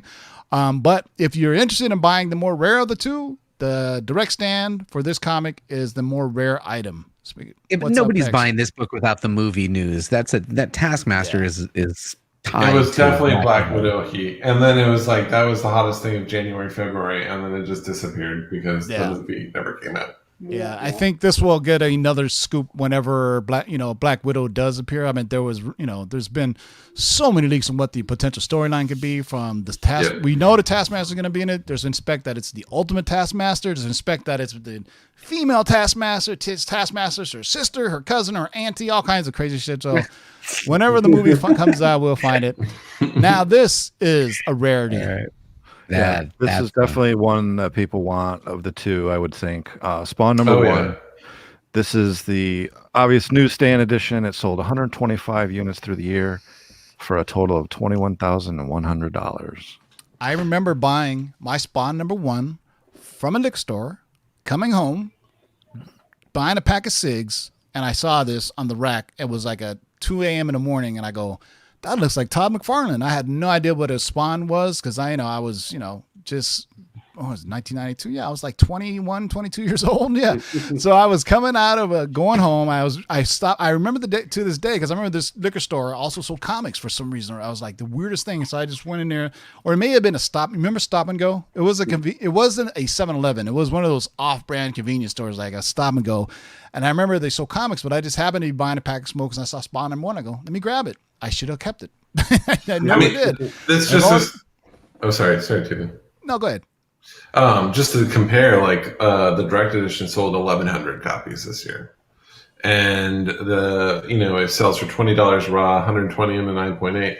This sold sells for a couple hundred raw, and had a big sale of $1,226 for a 9.8 in October. Damn, and that's a quick shout out to Matt Day, who called out in the chat that you could actually go to CovrPrice, and if you want to see how it compares between direct edition and the newsstand, just go and you can actually see all those numbers for the 9.8s across the two. Yeah, I would do it, but it's going to open up another Chrome tab. And another universe. That's another whole hour show of me figuring out how to do that. So get a subscription and go on yourselves. Boom. Yeah. All right. So yeah, get a subscription, guys. It's only $6.99 a month. I mean, it's the price of a McRib. It's more than a McRib Happy Meal because I just got a McRib the other day and I said, yeah, sure, supersize it. Go to be $10. I go, good Lord. $10. Yeah, man. I just realized it's for the fries.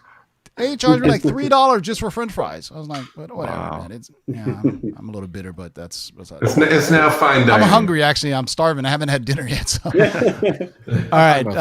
What do we got for number 9, JB? Right. Coming in at number 9, we've got Daredevil number 168, newsstand edition from 1980. We had a total unit sold of 116 for a total sales value of $16,906. Is this Death of Elektra or first appearance of Elektra? This is first appearance of Elektra, and this is purely off of DD25 spec. Once they found out, spoiler, that Elektra is the Daredevil with boobs, that they went out and got this one. Obviously, this is part of the Frank Miller Daredevil run, which started Frank Miller, I think it was Daredevil 158, I believe. One of the greatest runs that Frank Miller did on that he ever did on any title. I mean, I put it right up there with the stuff he did on Batman, but this was a great run. Took Daredevil on a very serious dark turn throughout this entire series. There's a really great cover of Bullseye, like shanking the shit out of Elektra on the cover, which is one of my favorites. But this is one of those ones where people just bought it just because, and there's probably more just newsstand sitting around than anything. But this is directly a result of when we started seeing Daredevil 25 spike.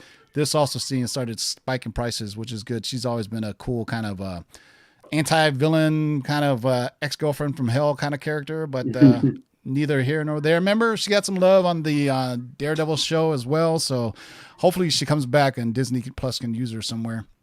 And next up on the list, one of my favorites, The Amazing Spider-Man number 194, the newsstand. Sold 107 units for a total sales of $19,116. This is interesting because really hasn't been any Black Cat news. I know Well, I remember there was a TiVo exclusive. Yeah, what she was going to become. But remember, there was a failed Black Cat and Silver Sable series. But you should know that it's going to come eventually. And I think people are like just specking like, look, she's going to come eventually. Plus, she played a prominent role in the PS4 game. If you may remember that, and Silver Sable played a prominent role in the PS4 game. So one of the few characters I would say that Sony has the theatrical rights to that they could use. If you think about, Spider-Man's great rogues gallery, but there's so many allies that he has that could use that Disney doesn't have the outright rights to. So I think it's great if you want to spec on anything, but. The summary, most of these newsstand variants mirror their direct editions heat. However, this list is an interesting blend of collector staples and content-driven books. Also, Star Wars makes this list, and of course, it's Boba Fett who made a glorious return in The Mandalorian. Such a good episode. Oh, so man, they're just off of The Mandalorian this year. The amount of comic books that it drove in prices, and plus the hype with the High Republic. It's Star Wars it's Star Wars and steroids. I've never seen it this really go that crazy. Never. It's so crazy that it's a streamer. It's always been like movie content that's driven stuff, and to actually just start seeing more and more like TV shows. I guess that's another COVID thing, right? Or I think I like last year we talked about on our show where I was like, I think Disney Plus is really going to push what we consider spec comics. In the past, the CW and Netflix shows pushed comics to a certain point, and I think when WandaVision drops next Friday, there's really going to see that, okay, this is what like our Marvel backed with Disney money and Disney creative can do, as opposed to Netflix. It's kind of not Marvel adjacent. It's got its own niche. It's street level, but it's Jeff Loeb. It's not Kevin Feige. So we'll see if the Kevin Feige effect takes full on effect. So next up are the comics that had the highest sales and volume. So these are the most halfway there. Most units sold, boys and girls. So this is both slab. Is this most units sold, or is this most dollar value? Dollar value. Yeah, I should have read the whole thing. There you go. So this is the highest sales volume. So for these lists, we've taken all the sales that CovrPrice captured in 2020 for each comic and summed them up. This gives you an estimate of how much money was actually spent on each comic last year. We're also including the total units sold, and you get a sense of the market movement. So it's a little bit of both. These are no-brainers. There was a lot of money getting passed for Mega Keys. Boys, if you haven't tuned in, go tell your friends to tune in now, because this is the list that is really exciting. And I get to start it off. Amazing Fantasy number 15, 90 units sold for a total sales value of $2.9 million. For a first appearance of your boy, Peter Parker, the amazing Spider-Man. That's amazing. Everyone has one, right? Oh yeah, I got three of them, man. I got three easy. Yeah, right. I got one holding up my dining table so it doesn't wobble. That's how many I have. Yeah. So back in March 5th, 2020, it was a huge sale for a 9.4 for $795,000. Wow. And that's a record for that book. Yeah. That's the highest known we have. Yeah. Because I think Action Comics still holds the record for the most expensive, right? It was like a 9.0 or something ridiculous. Yeah, I think that's coming up, maybe.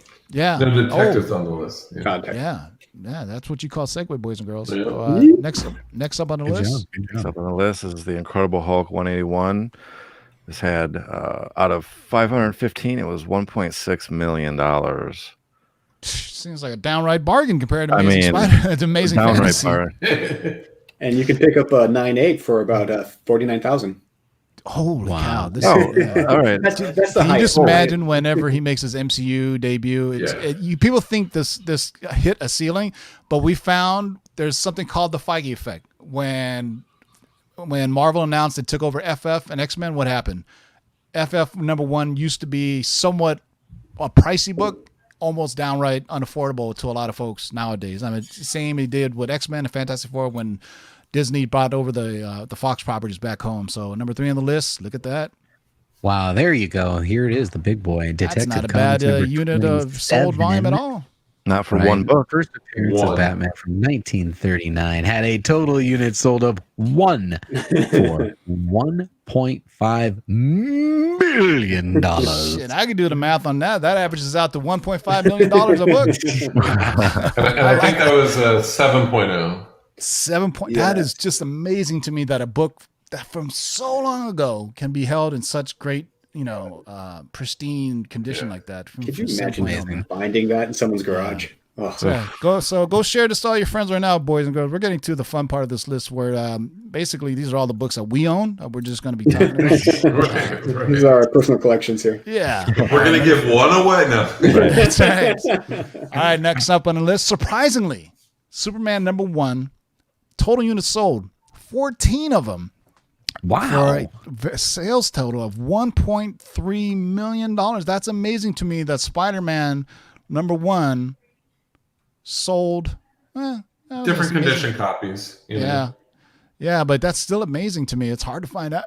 I go back and look at these early Superman covers. There's a ton of them. They all had the same kind of. I don't know if there was a sale on yellow though, but a majority of Golden Age Superman covers had gold yellow labels. I don't know what it is, but it's, I want to say the first 10 issues. Yeah. Well, then they only had a color palette of 4 colors. That's what I was thinking. I was like, let's just go with this. All right. What do we got for number 5? Well, number 5, we've got Giant Size X-Men #1. Just had 450 sales for a total of $1,049,668. Man, this is a great. This book, this is one of the books that got a benefit from the MCU or the Disney getting the announcement of them taking back the X-Men franchise, right? We saw the spike in the X-Men books and Fantastic Four books as soon as they said, Disney, we got it back. Nobody cared about, this, that, the other. But, everybody has a special place in their heart for the Fantastic Four and for the X-Men. Hopefully, they'll get rebooted the correct way. So Giant Size Nixon, number 1, number 5 on the list. What do we got for number 6?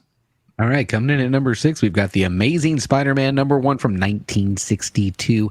I can't believe 115 of these sold in 2020 in the aftermarket. That's incredible, for a total sales value of $896,116. It's downright flooding the market with units sold with 115 of them. 115. That's like not 10 even a month rare anymore. It's like just another Sunday in eBay for everybody. Right. So well, a lot of lower, quality copies probably popped up.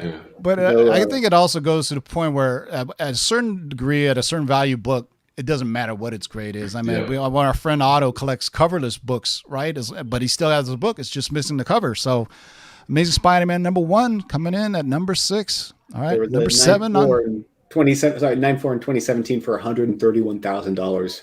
Insane. on a Spider-Man 1. That was for Spider-Man 1, but a couple years ago. They bought that for J. Jonah Jameson Jr., right? All right, what's up next on the list? Whose turn is it? My turn? Yep, your turn. All right, I'll take it then. X-Men number 1 from Marvel, 1963. 116 units sold for $891,000, $292. Look at that. So if you look at Amazing Spider-Man and right, and that's X-Men, a lot of copies. I wouldn't expect that many copies of those keys. X-Men, this book is really, I think, is undervalued because you got 6 first appearances. If you think about the X-Men, Magneto, and Professor X, I mean there's gold in them there hills. So, but before, I remember this book used to be. You can find it at 4.5 for about $3-4 grand, $5 grand, but no longer anymore. After the Disney effect, all these books got to jump. Speaking of jump, what jumped you, Ryan?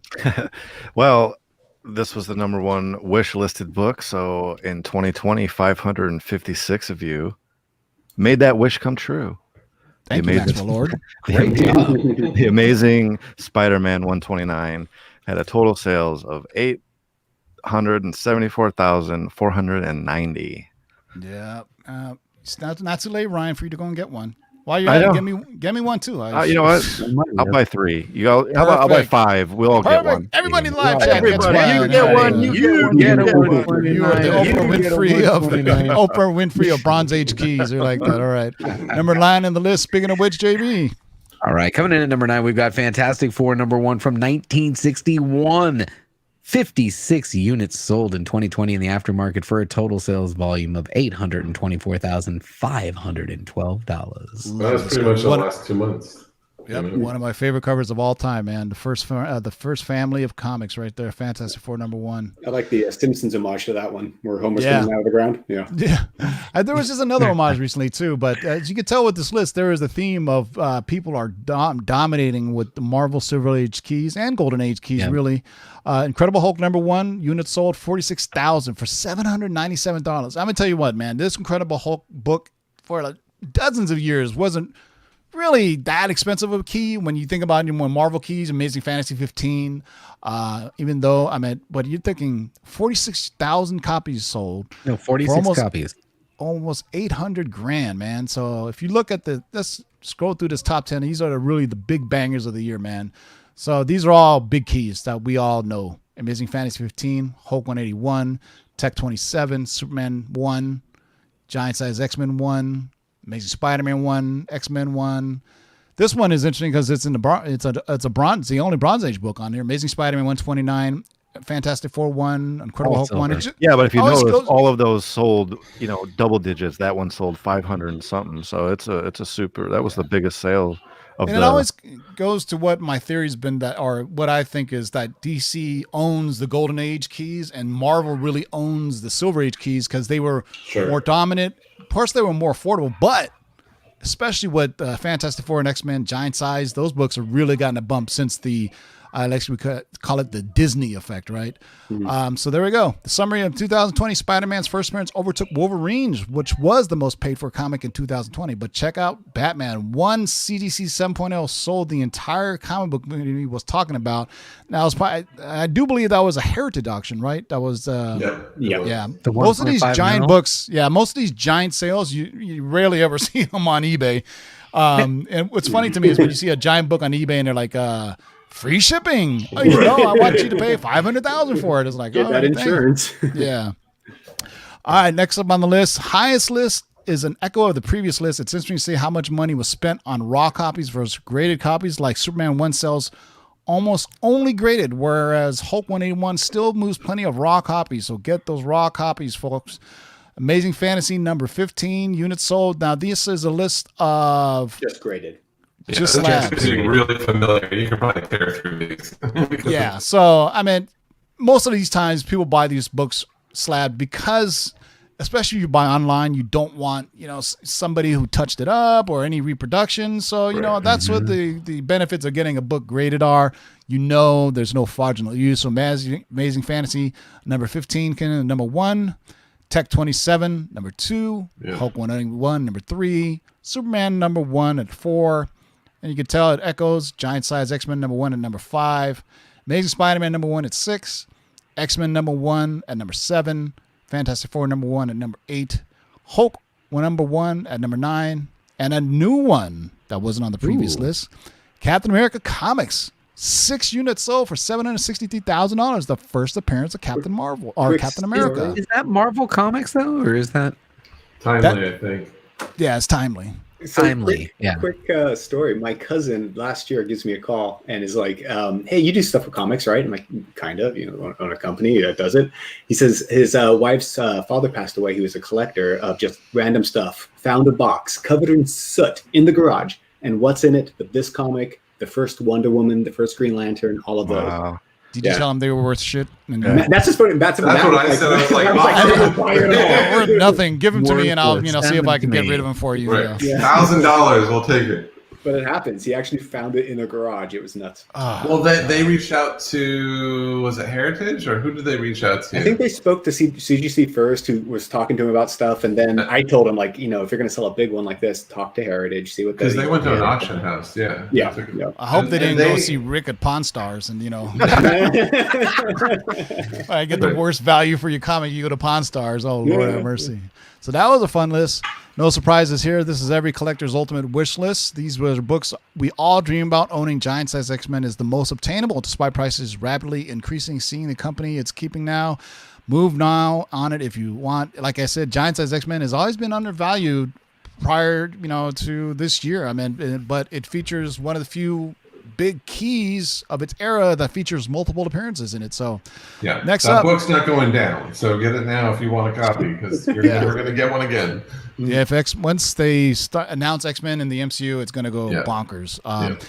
Here's where it gets things a little interesting. Rare and expensive variants simply don't have the numbers to rank the most sold list. However, the highest sales list shows the variants the collectors are investing in. However, these variants also have to be easier to find compared to high price variants that may only sell a few copies a month or every given year. Like I said, this is one of those things where the debate is where the value is in a variant. Like a lot of times people are like, with time, a variant you can get for a cheap price. But when it's a combination of an old variant, scarcity, and the first appearance, sometimes those variants can hold on. And some of the people who see this list are going to be very angry that knowing that they sold their copy. And I'm talking to you, Otto. The Ultimate Fallout number 4 falls on the list. The Marco Djurjevic 1 in 25 variant. 167 copies sold for a total sales value of 88,242 copies. That's a damn variant. This thing absolutely blew up. It was already a hot book. It was like a $500-$600 book. But it was only $1,000 in the 9.8. Yeah, but when the year of Miles, and then people found out about this book was hunted down, and it is hot. It is 10 grand now. 10 grand in the 9.8.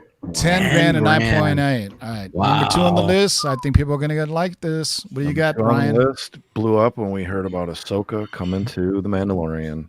This is Star Wars, The Clone Wars number 1. This is limited to 1,000 issues.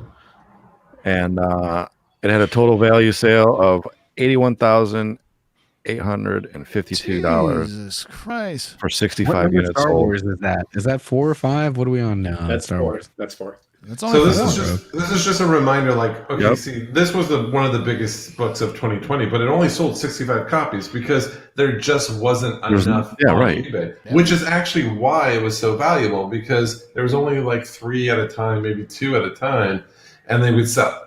And people would throw up another one and it would sell. There just wasn't enough inventory to keep up with demand, which is why it was a $2,000 book. You know? Supply and demand. Wow. Supply and demand. It was only 1,000 print run, so you got to see. I mean, that's if there was 1,000 total sales, 81,000. You do the math. It's pretty damn good. It's good.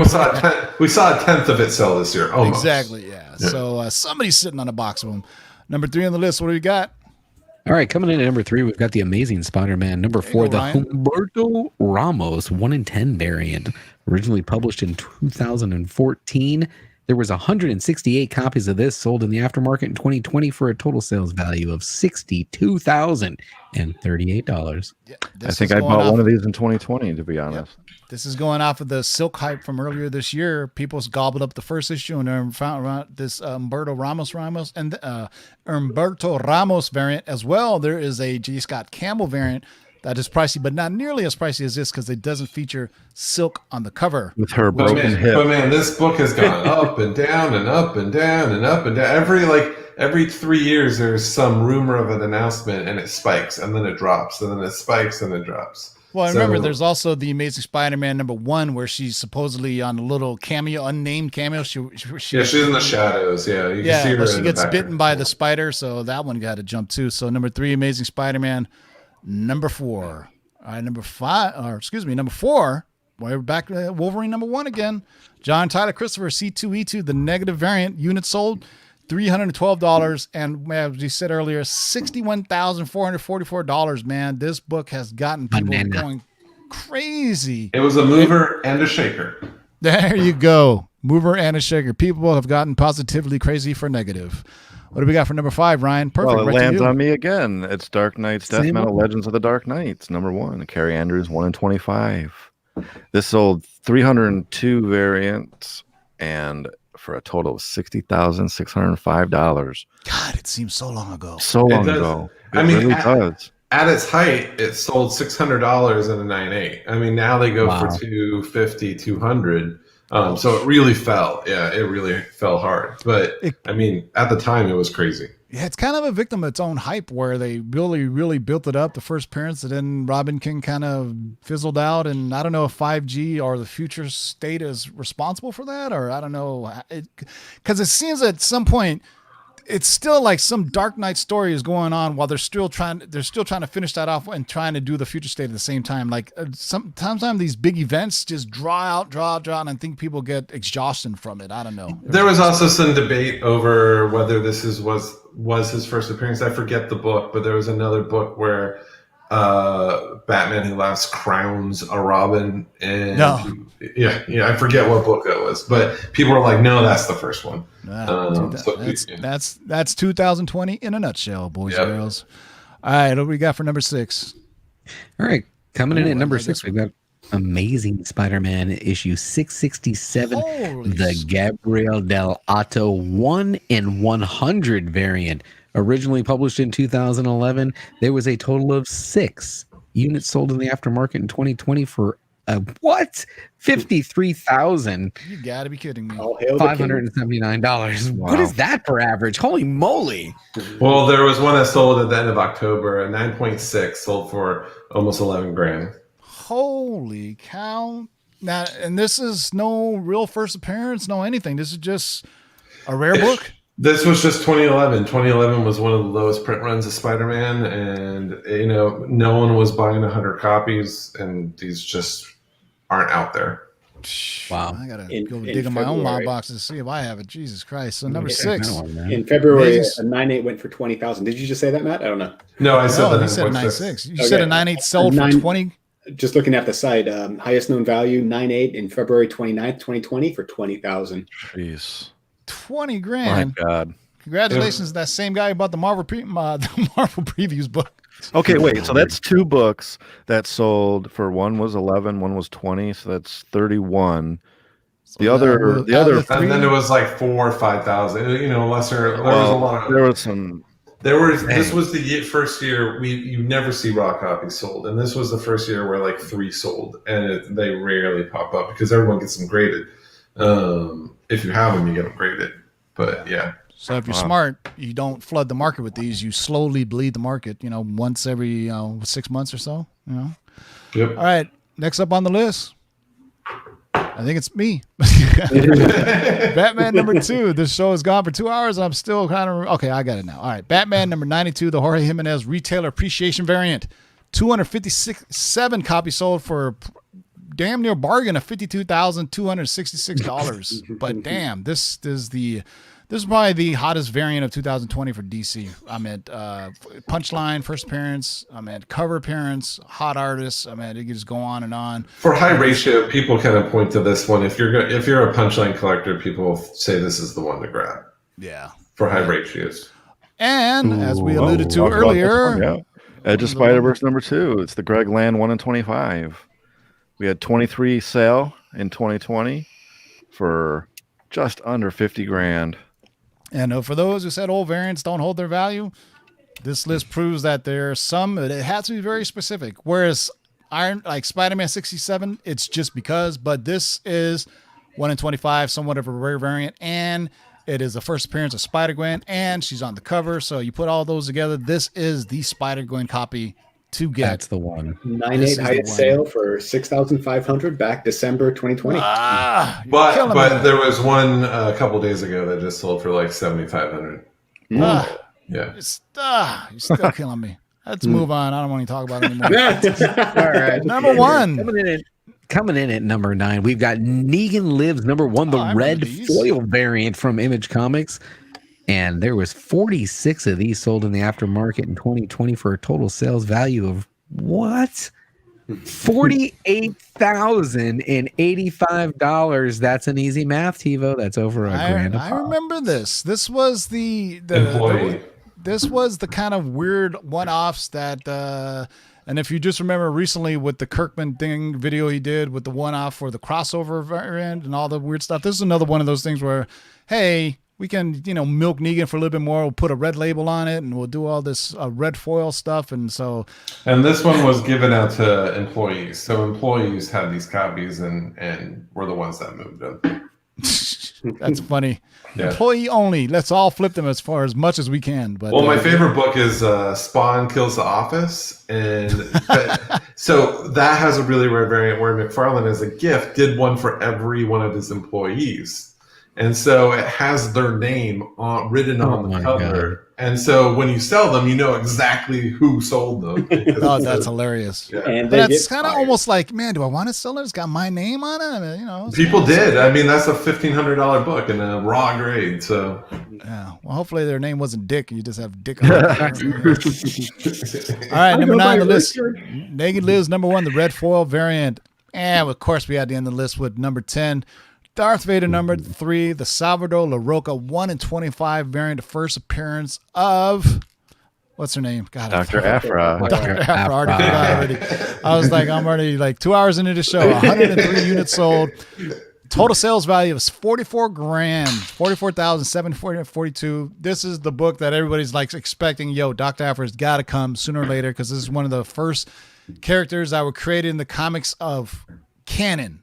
Right. And we've already said what Filoni has done with the Mandalorian has blended canon and legends. So that's why Star Wars books have gone crazy because they've pulled a little bit from Tython, the planet, that they talked about in the Mandalorian series. Basically, if you go to Wikipedia, they could break down everything between canon and legends. Yeah. Prior to this, anything when Disney bought Lucas, they said, all right, everything going forward is going to be considered canon. Everything before that is legends. But now Dave Filoni has kind of said, you know what? I'm pulling from all places. So that's why Star Wars comics have gone. And that's why it's gone crazy. And what's notable is that this was like one of the only Star Wars books that was selling pre-Mandalorian, Like, yeah, because when it came out, it was like, hey, we finally got a new character in the Marvel. You know, besides, I think there was a Star Wars book that had Han Solo's ex-wife in it. Yeah, it was issue 6. Solo.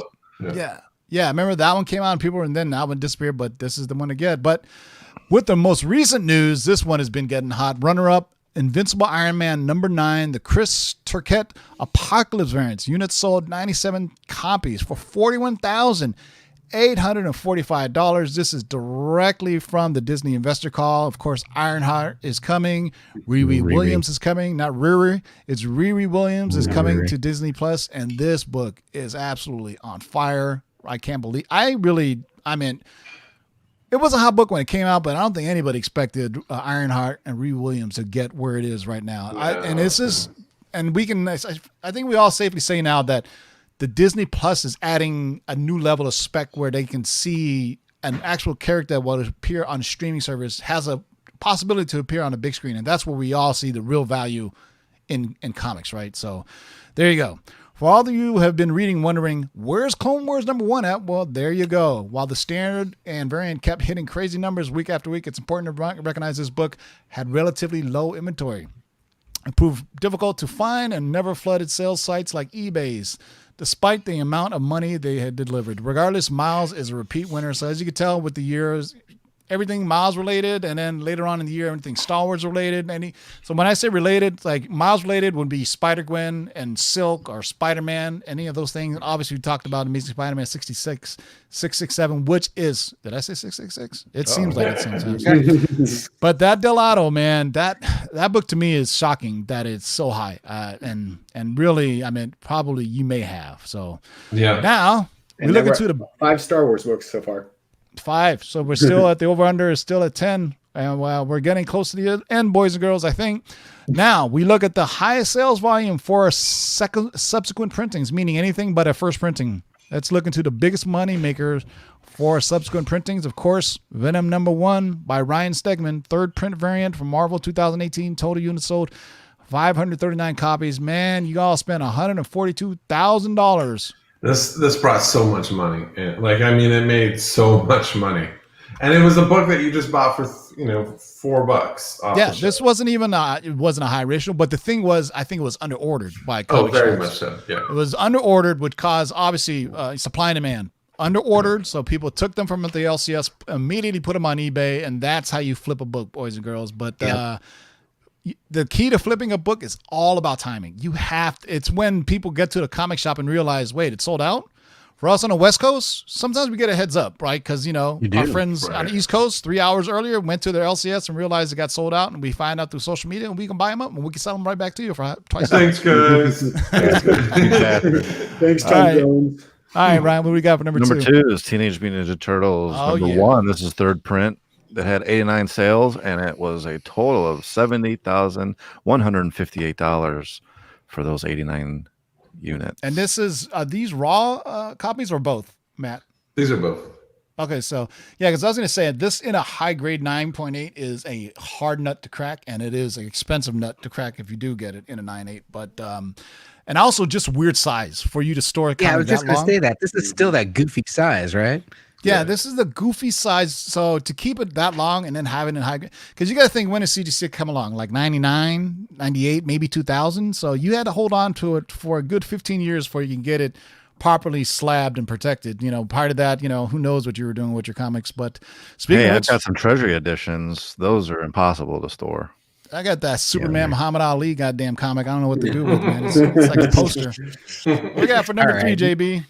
Coming in at number 3, we've got Teenage Mutant Ninja Turtles #1, 2nd print from 1984. 39 units sold for $67,685.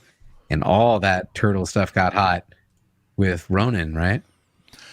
This year has been amazing. If you're a Turtles fan, this year, I really didn't think that The Last Ronin would affect the back issue market so much, which is good because these are absolutely fantastic reads, man. Do you think it was just Ronin, or did Jenica coming in do anything to that? No, I think it was definitely from The Last Ronin, which spiked the new interest in the because you think about even the new movies, because we've always expect, like, when something hits the big screen, is when it really pushes the prices up. We did remember when the last Teenage Mutant Ninja Turtles came out, it wasn't, did so well. You know what I mean?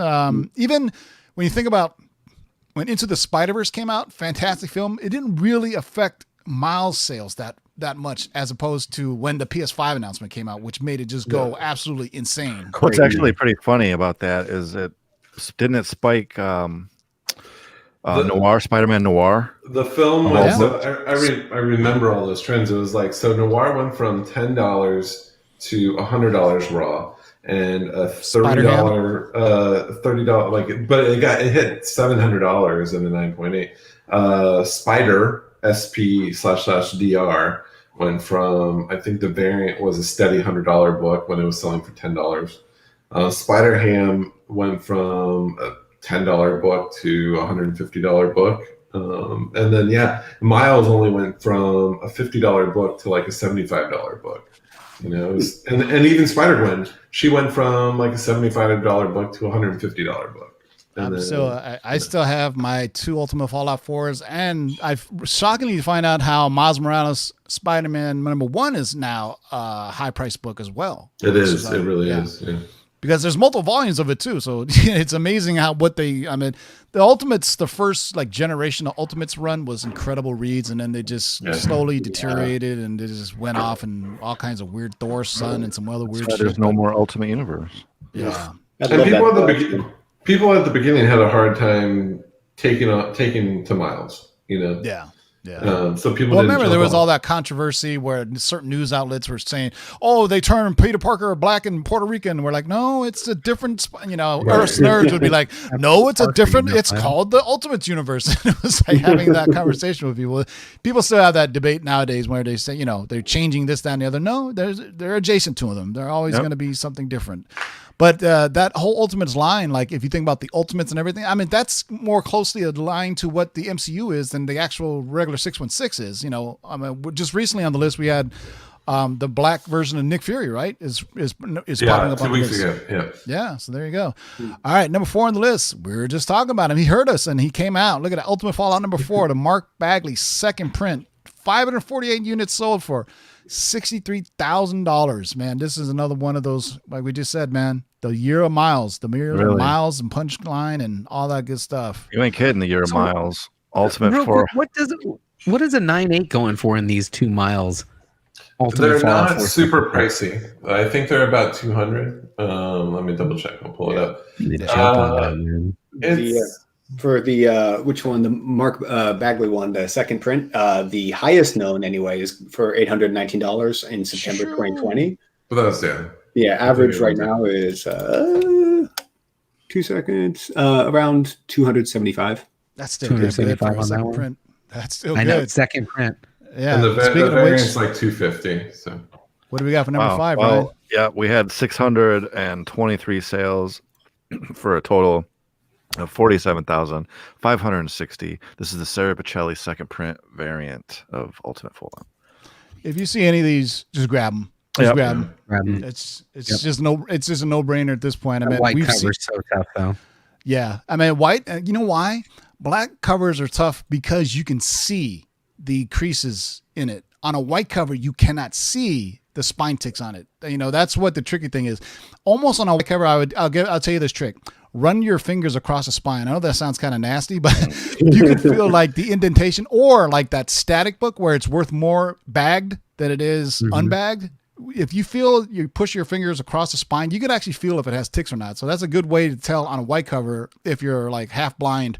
I like to lick it. I gotta really feel the book. You do that too. That's how you feel the book. Right? That's where you get your DNA logged onto CGC. Has been licked by Matt. Been licked by Matt and sold too. Speaking of which, number 6 on the list. Coming up at number 6, we've got Captain Marvel. Oh wow. Number 17, second print from 2013. There were 23 units sold in the secondary market in 2020 for a total sales value of $37,025. That's shocking. This is our first mention of Kamala Khan in this list, I do believe.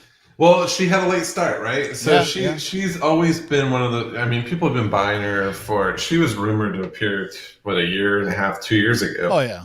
So people have been steadily buying her. It wasn't until the Investor Summit when it just went crazy. And by that point, prices were already too high and inventory was too low. So and there was the leaked set photo of the girl dressed as Captain Marvel for Halloween. Right. So sometimes it just takes a set photo to leak for people to just go crazy and buy up markets. But I'm surprised this is the first one that we appeared on the list. But like only 23 copies sold last year. That means there's not many coming to market. Exactly. They're all gone. People bought them up, just like this one. All new Marvel now, when it comes in at number 7, the 0.1 second print variant. It's amazing to me that there was even multiple prints of these Marvel 0.1s, but total units sold 44 of them for a total sales value of 18,506 copies. I do believe this is the first cameo or first full preview. Appearance. It's the first full appearance of Kamala Khan. Yeah. And the 0.1 was like a book of like multiple preview stories, right? Yeah. The best way of putting it. So at least we don't have to have that debate. All right. But that hit over $1,000 in 9.8. So yeah, it's Kamala Khan it's anything Marvel, but this one, I love this one. This one's a rarity. Spider-Man 2099 fans, this is volume 1, number 1. This is the Toy Biz second print white variant. Hard to find. Yeah, definitely hard to find. I've never seen it. This is the first time I've seen this book. Oh, really? Oh, yeah. I love this book. 49 units, and it was $15,597. Yeah, this book is brutal to find in decent grade. I have my copy, and I just sent it in, and I just got the grade back, and it's a 9.4. Despite the tongue marks.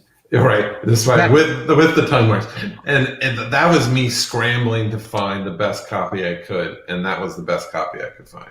You know. All right, is everybody still with us in the live chat? Man, we're going on. End of year. It's end of year, boys. We gotta send off 2020 with a bang. And speaking of bangs, what do we got for number 9? Man. All right, coming in at number 9, we've got Venom Number 4, the Ryan Stegman third print, originally published in 2018. There were 167 of these, and I've never even seen it before.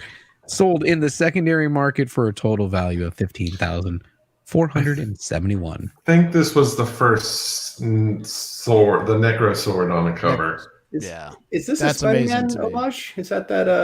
It looks like it. It looks like Amazing Spider-Man 300 with that weird anatomical pose that nobody can do in real life. But yeah, broken arm kind of pose. Yeah. I mean, you almost don't know what you're looking at, but exactly. Yeah, it's a little. I mean, people like Ryan Stegman's art. I think it's a little bit too cartoony on his internal pages, but that's just me. But it seems like unrefined Todd McFarlane art is if you know what I'm talking about when you look at Todd McFarlane internal pages. But you guys dig it. Number 10, man. Edge of Spider-Verse number 2, the third print design variant. Units sold 174 for $14,809 total sales, man. This book, I'm telling you, if you have it, grab it. All these books, man. The early 2000s for Marvel, there's some great hunting in those years, man, because those seeds are starting to sow, as they say now, man. So let's get to it. All right. Okay, let's get into the big. This is the last one. Man, because I'm 4 beers in, and once I open the floodgate, here we go. You guys are gonna need at least like 4 Spider-Man or Star Wars books. You need to do 4 Star Wars books to meet hit the 10 that you write. And we can pretty much tear through this list too. Yeah. So let's get into the newest big stand high sellers. Amazing Spider-Man 300 newsstand, 167 units sold, 88,242 copies. You always said this is something every collector should have in their collection. And this is one of the few things where after Stan Lee passed away and the signature market kind of dried up as far as value, I think Todd McFarlane is probably one of the last character guys that I would have sign a book, because he actually charges a premium to get a book signed, and he does them. The thing about signings is he does them once a year, and he only does them in his house. He will never do them at CGC again, from what I'm told, because he felt he was underpaid greatly, because typically he gets paid cash under the table. And the reason why his signing got pushed back to January is because he didn't want to do it in December, because he realized he had to pay taxes on it. So there you go, boys and girls. Some behind the scenes for you. Well, next up, Amazing Spider-Man 361 newsstand. I'll run through these, Ryan. Okay, no problem. First appearance of Carnage. Total units sold 254 for a total sales value of 53,000. The Carnage news continues, and everybody has this. Expect even more as soon as the trailer drops, which it's got to be soon, right? I mean, Jesus. Soon. Hey, can we clear something up for this next book? I know that this is considered the first appearance of Boba Fett, but isn't there is this or not first appearance of Yoda? No. Where's that 41? Can somebody in the chat help me? I know there's part of the Star Wars when they first started adapting Empire Strikes Back. I don't think this is the first issue where they start doing Empire Strikes Back, is it? I'm going to put them in the live chat with you. But anyway, this is definitely from The Mandalorian. I mean, The Mandalorian blew up. I mean, Matt is killing it right now. What if The Mandalorian show sucked? Just think about that. Think about what if The Mandalorian show sucked? Would any of these comics would have been affected the way they are? And you think about all the stuff with Ahsoka Tano and all the. No. Here's the crazy thing: when Ahsoka Tano first appeared on the big screen, the Clone Wars was actually the first two were shown as a movie on the big screen, and everybody hated Ahsoka Tano. They thought she was a whiny little cartoon girl. Now everybody's in love with her. But I guarantee you, go look at the movie reviews for the Clone Wars before it came out on the I think it was on this Disney XD or whatever. It appeared as a movie on the big screen, like an hour and a half movie. So, and she first appeared on the big screen. Then people couldn't stand her. They thought she was a whiny little teenage girl. My new buying technique is to listen to the largest groan of a character from the comic book community, and then buy that book. Oh yeah, because when they hate it, a couple years later, you're gonna love it. Right? They hated Ezra Bridger too. Now, you know what I mean. I mean, Spider-Gwen was a joke. You know, the people didn't think it would ever be anything. Speaking of which, Ultimate Fallout #4 newsstand, 60 units sold for a total sales value of $41,733. Number 5, look at that. Ooh, there you go. This is a new one on the list. Batman Adventures #12, newsstand, 1993. So this is actually a rare newsstand copy. The direct market was around 90% of the market at that time. The newsstand market was about 10% of the time. So this is one that people were really looking for. 39 units sold for $33,672. The first appearance of Harley Quinn. Period. Big 9.8 sold this October 2020 for $4,700. Wow. Damn. I still think that's undervalued, to be honest with you. I think so too. For Harley? Yeah, I think the Birds of Prey movie soured people on what they thought. Harley. I think when Suicide Squad was coming out, it got huge. It was almost up there with Deadpool, I think. I mean, we talked about it. Oh, sorry. Go for it. No, go ahead. You guys covered it a couple weeks ago, but Batman Almost Got Him. That children's book was. Oh yeah. People are now kind of calling it the first Harley, and it's. I've seen I've recently just seen other people posting about these children books now. I guess once CDC starts grading them, it becomes a thing, right? Yeah. It's a fact. But it's not a comic. Anything that CDC will, so I'm gonna go and look out for the first musical posters of these characters. I think they grade music posters too. We're gonna get a cereal box or something. Right. Speaking of which, New Mutants 98. This is a rare newsstand as well. Came out in 1991. 86 units sold for a total sales $29,302. So anything past 90s, if you can find newsstand, there's gold in them heroes. This is not that rare of a newsstand, but it's still pretty cool. Amazing Spider-Man volume #1, number 252. This had a huge print run. This was obviously the new Black Suit Spidey. I remember when this came out, this made mainstream media. This is how big the news was because Spider-Man hadn't changed for decades. 96 units sold, total sales of $28,425. One of the most iconic covers in comic book history. Black Suit Spidey. Recent rumors are that Black Suit Spidey will be back again in Spider-Man 3 or Spider-Man 4, so that's why this is coming back around again. Well, I told my story. I bought mine at a gas station, liquor store. So there, newsstand copies of this. 125 copies sold for $21,000. That is crazy. Yeah. Can you just imagine if Spawn is a good movie? What will happen? Because from all initial. What I'm hearing is that Todd McFarlane is asking for help now with the screenplay because he's thank God. They should just do a series. They should just do a series. Not do I would tell you what, that HBO series is one of the best ever. Oh, it really is. It still holds up too. Yeah, and Todd McFarlane used to creep the shit out of me when he came on to my TV at midnight because he was purposely creepy, and I was like, oh. And to tie into that, there was a Best Buy exclusive steel tin that was like when it first came out. I believe it was like what 90, like 2000 or something. Yeah, like what do they call steel box or what are those? Steel box. It wasn't a steel box, but it was like it was one of the very early steel cases. Yeah. Inside of it was a Spawn reprint comic, and it's like a little tiny digest size, and that sells for about $600 raw. I'm gonna make my prediction for the year 2025, man. That DVDs and Blu-rays will be collectibles because they're going to be less and less of them because people are just going to be ordering streaming services, and they're just going to assume that they're going to stay on the streaming service forever and not going to buy. I mean, somebody should do a projected sales of what DVDs are, as opposed to where who buys DVDs anymore when you just have them in the library. Yeah, but are VHSs worth money?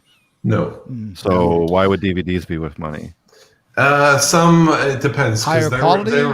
They last longer. Like a lot of VHSs deteriorate pretty quickly, but and there's some of the and there's bonus features on DVDs what you don't get on VHS. So basically, extended copies, director's copies, the Exterior copies of. I mean, there's a lot of long form DVDs. Is hot.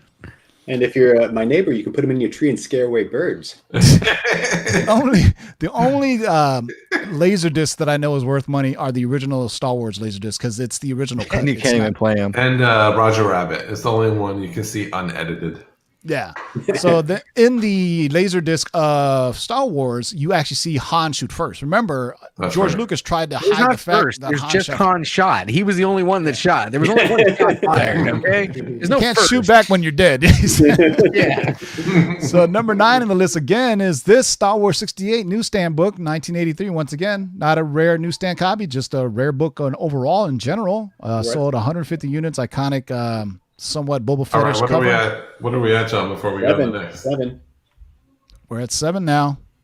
Oh, 8. Oh, we had to end the list with this book by Star Wars Heir my to the hat. Empire newsstand, 1995. And I will say that a Dark Horse newsstand is even more rare because normally DC and Marvel dominate. Who was at a liquor store saying, I need to get some of these here Dark Horse comics. I need these at my 7-Eleven rack. I mean, I would challenge any of you. I mean, besides the Spawn I found at a liquor store, I mean, I had never seen what a Dark Horse comics was until I went to a comic shop. But 67 units sold for this.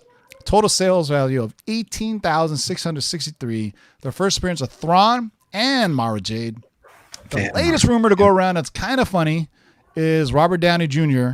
being Thrawn. And that's the latest rumor that's spiking the price on this. But way to end the year of 2020 on this book, right? Yeah, he just snuck in. He literally just snuck in because when he appeared, I mean, there was such a huge burst of these books. He didn't even appear. It was just his name was dropped. Just his name was dropped. That's the amazing part, that it was just his name dropped, and that. So I like that sigh, like, oh, there's another one. No, this is the top 10 of the top 10, right? Yeah, this is a quick one. So this is what we do is basically the top 10 of the top 10 lists that we've been doing for the whole year. And of course, Ultimate Fallout appeared 15 times on the top 10. Is that what we're saying? Yep. Exactly. So it appeared for 15 weeks, right? 15 different weeks throughout the year. 15 weeks. Oh, wow. Yeah. So it appeared 15 different times during the year. Yeah. So it appeared 15 different times on the top 10 list. So it can be in number 1 with number 10. But how we always done the top 10 is a book appears on number 1 on the list, and then it goes to number 2, number 3, number 4. But the longer stays on the list kind of shows the legs that it has. When we say legs, on the collectors buying them up, because eventually it's going to drop out of the top 10 because there's no more copies left. So Ultimate Fallout number 1 is the winner of the most appearances on the top 10 list this year. Really, followed by Miles Morales and both Miles Morales and Punchline are the winners of 2020 in my opinion. Absolutely. and that's why you got number 2, Ryan. There you go. Yeah, there you go. 9 times Punchline showed up. The Year of the Villain, number 3. And go ahead. You can take this one too. Still There, Punchline JB. taking it at Batman 89 8 times at number 3. Yeah. Punchline. And this is a surprising one. We already talked about it, but we'll see if this is a complete whiff or not, if Omega Red ever comes. But, it was I guarantee you everybody has at least 3 copies in their long box by accident. You've bought a collection in the past years, and there was probably multiple copies that they just threw in for you. So X-Men number 1, volume 1. But here's what you need to read into this, right? He was rumored to be the first mutant into the MCU. If this is just what one mutant can do, imagine what's going to happen with all the different mutants that appear. Yeah, I mean, and we'll find out what the plural mutant is. It mutai? No, it's obviously mutants. Mutants. Yeah. All right. X number 4 is first appearance of Omega Red, appears 6 times. What's next, Ryan? We got Carnage. We got that appears 6 times as well. Let There Be Carnage is the name of the movie, so it better come. What do we got next? All right, coming up at number 6, we have Thor number 5. That Black Winter appeared 6 times. That's amazing. I remember when we were doing this, like, eventually this book has to come off the list because we knew the storyline was coming to an end. So number 6. Number 7, man, Spawn just is the book that keeps on living this year, man. Spawn number 1 appeared 5 times on the top 10. Ryan, what we got for number 8? Strange Academy number 1. This is the original cover? Yep. Yeah, 5 times. Nice. What do we got for number 9? All right, coming in at number 9, the longest title of the show. Dark Knight Death Metal Legends of the Dark Knights number 1, 5 times. That was at the height of the Robin King spec. Really number 9. All right, and the last book, gotta have Ronin on there. Teenage Mutant Ninja Turtles, The Last Ronin, number 1, appeared 5 times, which is an incredible feat for a niche book, I would say. An IDW book, a Teenage Mutant Ninja Turtles book, but it appeared so many times that now there's multiple printings on it, and there you go. Yeah, it's crazy. And, man, that's a lot to read. Here, I'll sum it up. So, like, there you go. what was interesting about this year to last year? So we were actually starting to compile data to do a big whole COVID in the collector type article. And we got the data back, and prices were almost the same that it was last year. Sales and prices were very similar to what they were last year to what they are this year. It's just everything shifted. If you remember 2019, a lot of those, like when an independent film, or sorry, not an independent film, but when an indie comic gets optioned, I mean, there was one of those every week, right? And in 2020, we really didn't have many. There was just a handful. There was slow development, slow announcements, and it gave all these like Marvel staples and Star Wars books just room to just flourish, right? Yeah, I think 2020 will be the year where we really got people had a lot of time in their hands to speculate, to be honest with you. Because of the lack of news, and we had comics stop publishing or stop being shipped for a good 2 months. And we also had comics that grew on their own volition, not based on TV organically, not based on movie spec, like the Robin cool King and Teenage Mutant Ninja Turtles would definitely fall into that category. But as soon as DC fandom came out and the Marvel earnings call and the Mandalorian, we made up for lost time. I think on the back issue market, it has been a wild ride. You look at all these lists, and it was like hand in hand. Content-based books and fan-driven books, just collector staples, right? People were buying into both, really putting money into books that they always wanted, right? Yeah, nostalgia. I mean, it was an interesting year for sure, and we thought it was really like this massive number, but no, it was like, I think what was 2019, it was 2.3 million sales, and this year was 2.4 million sales. But the overall price was 76 million last year and 75 million this year. But didn't we see a shift towards like independence in some of our categories? I seem to remember like there was some maybe it was because they were selling with COVID, they actually had their own logistics, so Diamond like shutdown didn't affect them as much, or a lot of small publishers that we were talking to, they had their best year ever because they were selling stuff directly from their store and they weren't dealing with any middleman. They filled the void basically that DC and Marvel, and then DC split from Diamond so they could start shipping before Marvel did. And that's a whole nother show to talk about how a lot of retailers are upset about the whole distribution methods that were split from Diamond and then how Diamond came back. But lo and behold, here we are. We survived another year that everybody said the comics community would collapse upon itself. And every year they're saying they're going to switch. It's still going strong to me. It did just fine. I mean, this is proof to do exactly what it did in a pandemic, to have no shift in sales at all, like no shift in any change of price. In your face, mom and dad. Yeah.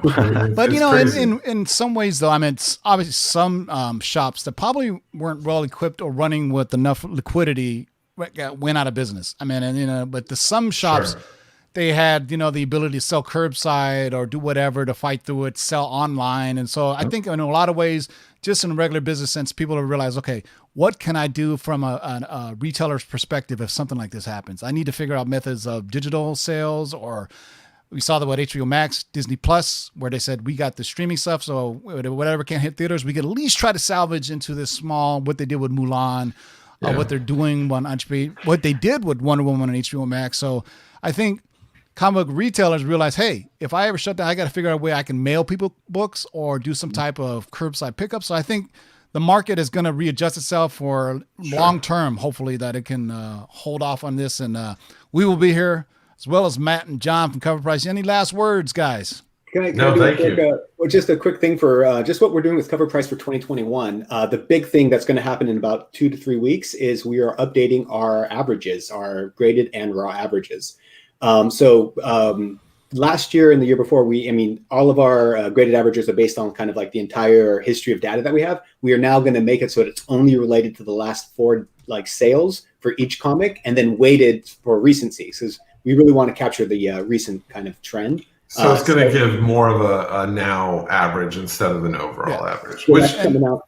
And we're connecting CGC Census in a few months. Nice. Yeah, so you're going to be able to go in there and see that. Also, the entire collection section is currently being redesigned, updated with a ton of cool stuff that I get excited about, just designing and playing around with. So look forward to that. Yeah. Now, next week's show, I'm actually going to show people how to add the grades on a raw book, because I don't think I showed them how to do it on a CGC book, but I'm going to tell you how you can say your book is a raw 9.2, 9.0, so on and so forth. So I'll show that to them next week. If you have any questions, hit up John, or if you have a CLZ database, John's email is in the live chat, john@coverprice.com. Unfortunately, he's single, ladies, so don't try to send him any sexy pictures of yourselves. No, he just celebrated his anniversary. Yeah, there you go. Too late, ladies. He's already taken. There's no coming back from that. So that was the year 2020, man. Thank you, John and Matt, for joining us. We'll be back on Tuesday. I'm going to take a whole 2 days to recover from this show. But thank you guys, man. There's been at least 100 of you guys have been watching for a good 2 hours. Thank you for covering it, too. It was a lot. But I think it was a lot. You can't see this anywhere else, right? That's the thing. You know what? That's what was funny. I was saying, hey, John, there's going to be graphics for the show. You're like, there's like 110 Going on vacation. No. All right, man. But hey, any last words, JB? Where can they find you? Yeah, you can find me at my channel. I've dropped the link a couple times, Discovery Bay Comics. Excuse me. I'm going to be entering, like I mentioned, there's a video. I'm going to show you the quick thumbnail here. I'm entering my 30. I only have 30 graded comic books, but I entered them into the CovrPrice app. And if you want to see what that total value is, check out tomorrow's video. It should be dropping around 4 p.m. Cool. All right. Cool. You're slacking. Only 30. Come on. Get buy some more of those slabs. Ryan, any last words? I'm definitely slacking. I got a bunch of books I need to add in there. No, I had a blast. It was fun. Great list, fellas. Good to see you, everybody. Good to see you guys. I hope your 2021 is a solid year. It's already interesting for sure. I can already guess on what's going to happen on this Tuesday show. I have a feeling things are going to get really high on people. Little is that a good segue? Yeah, I think so. Too obvious. All right, so for the guy, thank you to Matt and John from CovrPrice, JB for everybody, Darkside Jedi. This is TiVo. Keep digging in them long boxes. We'll see you Tuesday for the CovrPrice Top 10. Until then, keep peace, stay healthy, and I'm gonna eat. I get blood sugar levels or something, man. Peace out, everybody. Keep digging in them long boxes. Bye, guys.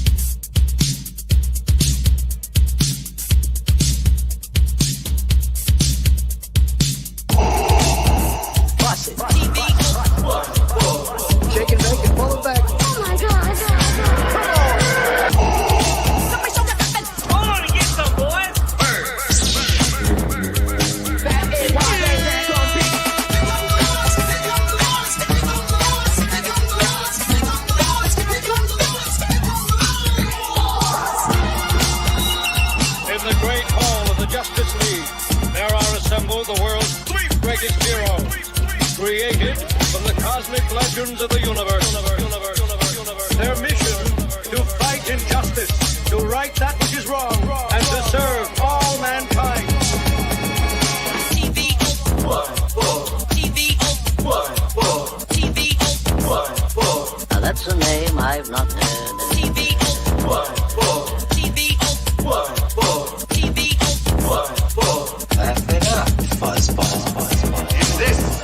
know that the Lord is Shake and bake and pull it back. in this. You shall know that the Lord is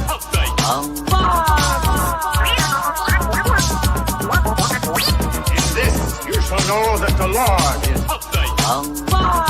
Go on and get some, boy. What the heck is the deal? I'm the best there is. in this. You shall know that the Lord is What's in the box?